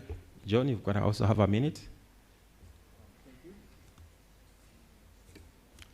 Thank you. So I'll just take it from the top where we've been discussing about green buildings, because it's a concept probably what most people don't understand, but well, it's just a terminology to drive the kind of built environment that we want, because ultimately there's a specific performance that we need from our built environment, that is during the design and construction stage, as well as the use life of the building. And that's why, well, we come up with the term, so that green building, so that every person doesn't come up and probably do just something smaller than say that I have a green building. So we just want to create a discipline and control, because ultimately there's a specific performance which we are looking at that can be able to meet the environmental goals that the globe is actually looking at, for example, climate change, as well as environmental degradation. And that's where also waste comes in, and we look at it critically. That is construction waste, as well as the other waste that is generated during the use life of a building. And that's why we need to embrace collaboration. This not be a Kenya Green Building Society narrative, but it needs to be a narrative across everybody who is a stakeholder of the built environment. Whether you're responsible in building it, whether you're responsible in using it, or whether you are responsible in taking care of it after its useful life, let's say it has to be adapted to another purpose. So we all need to come together and discuss, because there is a lot of material flows during this entire life cycle of a building, and we are all responsible for it. So if we design poorly, we also give a challenge for those who are actually going to use the built environment. So we want everybody to come on board. We are embracing collaborations with each and every organization. I know we have collaborations with the National Construction Authority. They've been very instrumental in making sure that we shift to that direction. We work closely with the UN Habitat. We work closely with the Architectural Association of Kenya and other organizations. We work really closely with them because we believe we are a small organization. We may not have the necessary manpower, but what we are talking about affects each and every one of us. So everyone can play their bit part, even if it's at home in your residential area association. Why don't you come up with a sustainability group? People who discuss about waste, who discuss about energy issue, who discuss about wastewater. How can you be able to implement that? Because ultimately, once you start to create this conversation, you will see more public, private, or civic partnerships coming on board, where, for example, the county doesn't come and just say that this is a project that we want in your place, but you're also part of the kind of projects that you want. You can easily prioritize and say, for this time, we want to tackle waste management. You talk to the county and probably they provide that infrastructure. And then you move on to another project. And where probably maybe finance is a challenge, and it's always a challenge. How do you come up with co-financing mechanisms? And we're going to see a lot of our co-financing mechanisms coming up because we need certain infrastructures in place, and you just cannot leave it to one organization or one body to actually do all of it. You really need to come up together. So that's my rallying call, and I know we will get there. Thank you. Yes. Dr. Arif, for your parting shot within half a minute. Thank you very much. It has been indicated that waste management is a devolved function, which means it falls part of the development control process. So I would then assume and hope that the Council of Governors is represented here or has been part of this process, because if it's devolved and they are the ones who approve development through development control, then it is them who needs to be, they need to be aware of these matters. And so that perhaps in the process of construction, because developers do pay money for site inspections, part of that inspection can be how construction waste is managed. And then maybe when you're submitting the drawings, you also ask to submit a construction waste management plan, which they will come and see whether you are making sense of it. As to the other matters, I would want us and to encourage everybody to see waste as a resource, so that we can always stop the question of where is the money. So if we see the waste as a resource and it can be converted through by looking at it as a circular economy instead of a linear economy, then we'll sort out that business. Part of the challenge of managing this waste and having many authorities looking at it can be sorted out by what I think they do in Malaysia. The construction process, approval and all that is a one-stop shop, what Huduma Center tends to do. So those kind of things should be explored. Whether they're working from there or not is another matter, but they can be looked at. The one-stop kind of thing, and I think in previous research from NCA, this has been identified. For the architects here, the Nobel Prize, the equivalent, I think, is the Prizer Prize. And the one for 2012 went to a museum in China, the Ningbo Museum, which was made out of recycled materials. So think about your practices. It was made out of recycled materials and won that big prize. For the NCA, we tend to look at this construction. My feeling is that we are very urban, and that's good for me because I'm at the Center for Urban Studies. But most people live in the rural areas in this country. And they are perhaps not destroyed as much as we have destroyed here. So we need to protect them as we correct what is happening here. That's all. Thank you. Thank you very much. I think, ladies and gentlemen, you can appreciate the panels here. They have done a great work. So you can appreciate with a round of applause. Yes. And I think we've done whatever we wanted to do this afternoon, and with that much I want to welcome the MC to wrap up the part of the program and give the way forward. Thank you very much, and welcome again, Juliet. Wonderful. Thank you so much to the panelists. I think we need to give them another factorial clap. This time we can tuongeze moja. We give them 6 to show our appreciation for the time, for the information they have shared with us, and the good knowledge that we are going to take home. So we can start 6. 1, 2, 3, 4, 5, 6. 1, 2, 3, 4, 5. 1, 2, 3, 4.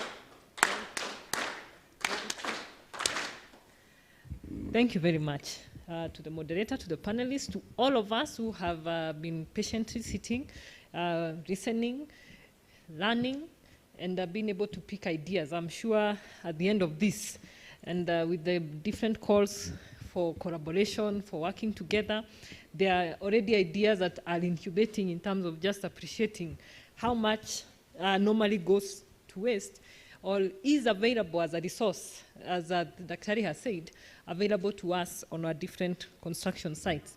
And I think the way he has wrapped it was that also 1 month's waste is another month's treasure.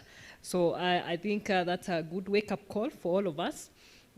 And it has also reminded me something, by the way, before I call the GM to wrap up, that in 2014, when we began our trainings for contractors, I remember us talking about sustainable and green construction.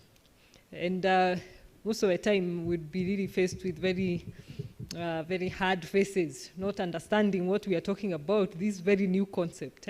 But I think we have come a long way, given that I think every year we learn 2 or 3 trainings on sustainable construction, green construction. And even for the workers, you heard Ruth mention that. We are currently actually doing webinars on green construction and environmental stewardship, just to try and start it from also appreciating from a grassroots level. And I think it's having its impact. And what we can only do is keep collaborating and keep doing what we are doing together, so that at the end of the day, we not only protect that has not been touched at the grassroots, but also protect what we currently have within our urban cities. So without much ado, I want to call the GM to wind for us this forum for today. And karibu sana, QS Mathu, and also appreciating also our participants online. I think today will be a good day, even as we almost come to the end for the last 2 days. Karibu sana, GM.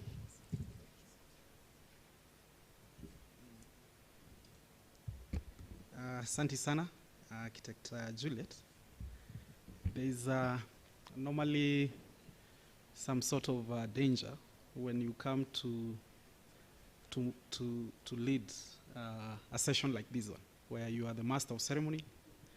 You are likely to appreciate everyone else, but you may not really get someone to appreciate you. So I'd like us to give her 3 factorials. Now that you started with 6, goja tukupe 3. Allow us to give her 3 factorials. Let's go, 1, 2, 3. I'm learning, I'm not very perfect at coordination. So, but we appreciate. So thank you very much, Architect Juliet, for your very good leadership of the sessions the whole of today. We also want to take this opportunity to appreciate everyone who has made this day a great success. Foremost, we have the board of the National Construction Authority that has, at a strategic level, permitted us to be having this kind of an event. And they have deemed it fit for us to edify the industry through information and knowledge. We also appreciate the leadership in terms of the senior management of the authority, led by our executive director, who is represented by so many of our officers here today. But more importantly, I also want to appreciate Engineer Ndinyo and his panel. They have done a lot of justice to this very important topic. We are discussing waste management from a sustainability perspective because under the National Construction Authority Act number 41 of 2011, the role of NCA is to oversee the construction industry and coordinate its development. Now, one area of development is exactly what we are talking about, the issues of sustainability. And if you remember what was alluded to earlier by our director, Professor Bulitia, is that when we are doing all these things, we have to tie ourselves to the global thinking. And the current global thinking, obviously, is the issues of sustainable development goals, where NCA, as the leader in the construction industry, we must be seen to be conscious about the environment and the surroundings where infrastructure, critical infrastructure, is coming up. And for that reason, that is why the topic on sustainability, especially from a construction management waste practices, is worthwhile. So we appreciate all of us for indulgence in this topic. We have a rapporteur who has been taking minutes and has been registering a lot of issues that are coming up. And we believe these issues that have been raised by all of us, the academia, practitioners, students, contractors, manufacturers, they will add a lot of value, especially when it comes to the practical implications of this study. I take it up on behalf of the authority that very soon we are going to collaborate so closely with NEMA, and we'll be requesting through the DG at NEMA to have a framework of collaboration whereby together we can actually sensitize the entire value chain of construction at the two levels of government, at the national level and again also at the county level. Now that we have been told the issue of waste management is actually a devolved element. So we'll have a plan on how we can roll out some sensitization, some training, because we've been told that is lacking. We'll also try and find a mechanism that can help us to come closer, work closely with the academia, especially those who are responsible for shaping of curriculums at the universities. It is true, I'm a trained quantity surveyor, and as much as I'm trained to manage resources within a construction industry, I was never, directly informed that, waste is one of the resources as a QS I would try to optimize. But I'm trained on how to optimize resources. But this is one element that possibly Professor Masu, you missed. Professor Masu, you missed training me that it was important for me to also optimize. I'm not attacking my professor. I'm simply saying there is a wake-up call for all of us to look at this issue from an academia perspective and improve on our curriculum. So the issues of planning, from how we conceptualize, our execution of designs at the site level, I think this is also very important. And as an authority, we are also going to see what are some of these activities that we can do working so closely with IEK. I can see Madam Vice President is here. We can come to some of your CPD programs and disseminate this kind of information and challenge engineers the need for us to be more conscious about environment and issues waste management. We'll also work closely, of course, with other professional bodies, AEK, IQSK, the regulatory institutions like EBK and also Borax. And I believe by so doing, then we are able to advance this agenda. So I cannot forget my very own Ruth Onkangi for a very good presentation. I sincerely appreciate you did a very good job. Keep growing, you're doing very well. I know this is your area and we'll continue to support you so that you can also continue to edify the industry through your passion within this area. You're doing a good job, and for everyone who made today a great success, we sincerely appreciate. Now at this point, I would like us to possibly now proceed to go and have our lunch. It will be served at the same venue as yesterday. Possibly what we need to agree, I know yesterday our manager for research and business development, Steve, he guided us on how to do it. And because we are fast learners, I believe the same call we had yesterday is the same call today, that we live in small chunks, so a few of us, so that we are not all of us, going together because of issues of COVID and all that. So I think even today we can go in small numbers to allow for a good participation. So tomorrow we are again back here and we'll continue with these good discussions. I believe we are learning. And as I said yesterday, one day I'll be very happy to meet a very big company originated in Kenya that benefited from an idea that was disseminated in this forum. One young person who gets just one idea, they run with it. They go to these professors and these, discussants and ask them to help him or her to implement this idea. And one day it's a giant company, whether it's an online platform, whether it's a physical, whatever it is. And then they'll say, I got this idea when we went for research dissemination. I'm a student in China, and I know that is where Daktari was also trained. And you will find innovation is by young people. It is the young people who actually drive innovation. And there's a lot of research actually happening in the area of environmental innovation, sustainability innovation. There's one good journal actually called Sustainability. If you look at what they are publishing, there's a lot of information on environment and sustainability from an innovation perspective. So who are these entrepreneurs who will see the problem and solve this problem from a commercial perspective? That is why NCA is doing all this, availing this information for free, because we are using taxpayers' money to carry out this research.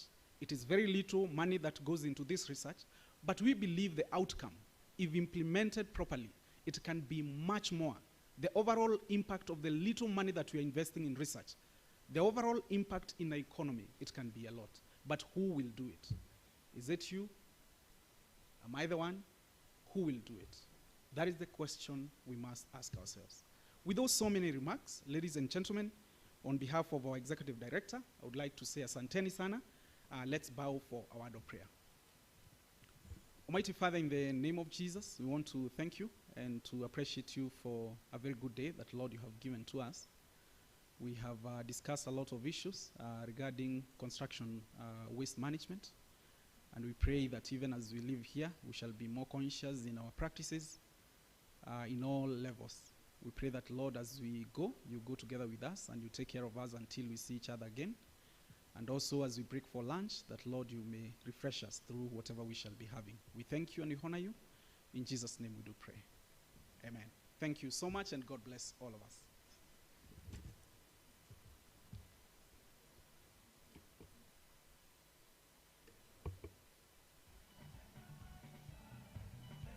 Watu wangu wa mjei, unajua kurejista na NCA, National Construction Authority, inamaanisha nini? Inamaanisha umetambulika kama fundi wa mijengo hodari kulingana na ujuzi wako. Inamaanisha umesimamiwa kiafya, kikazi, kimalipo na kisheria kote Kenya. Inamaanisha pia umeaminika. Wewe sio fundi bandia, na kwa hivyo utaitiwa kazi mingi. Be sure, Jenga Smart, to ensure the safe construction of all residential, commercial structures, roads and other works. The National Construction Authority is directing all contractors to be registered with and workers accredited by the authority to ensure compliance with the construction regulations of Kenya. Reach our customer care team on 0709 126 173, 0709 126 102 and 0709 126 172. National Construction Authority, building a strong Kenya.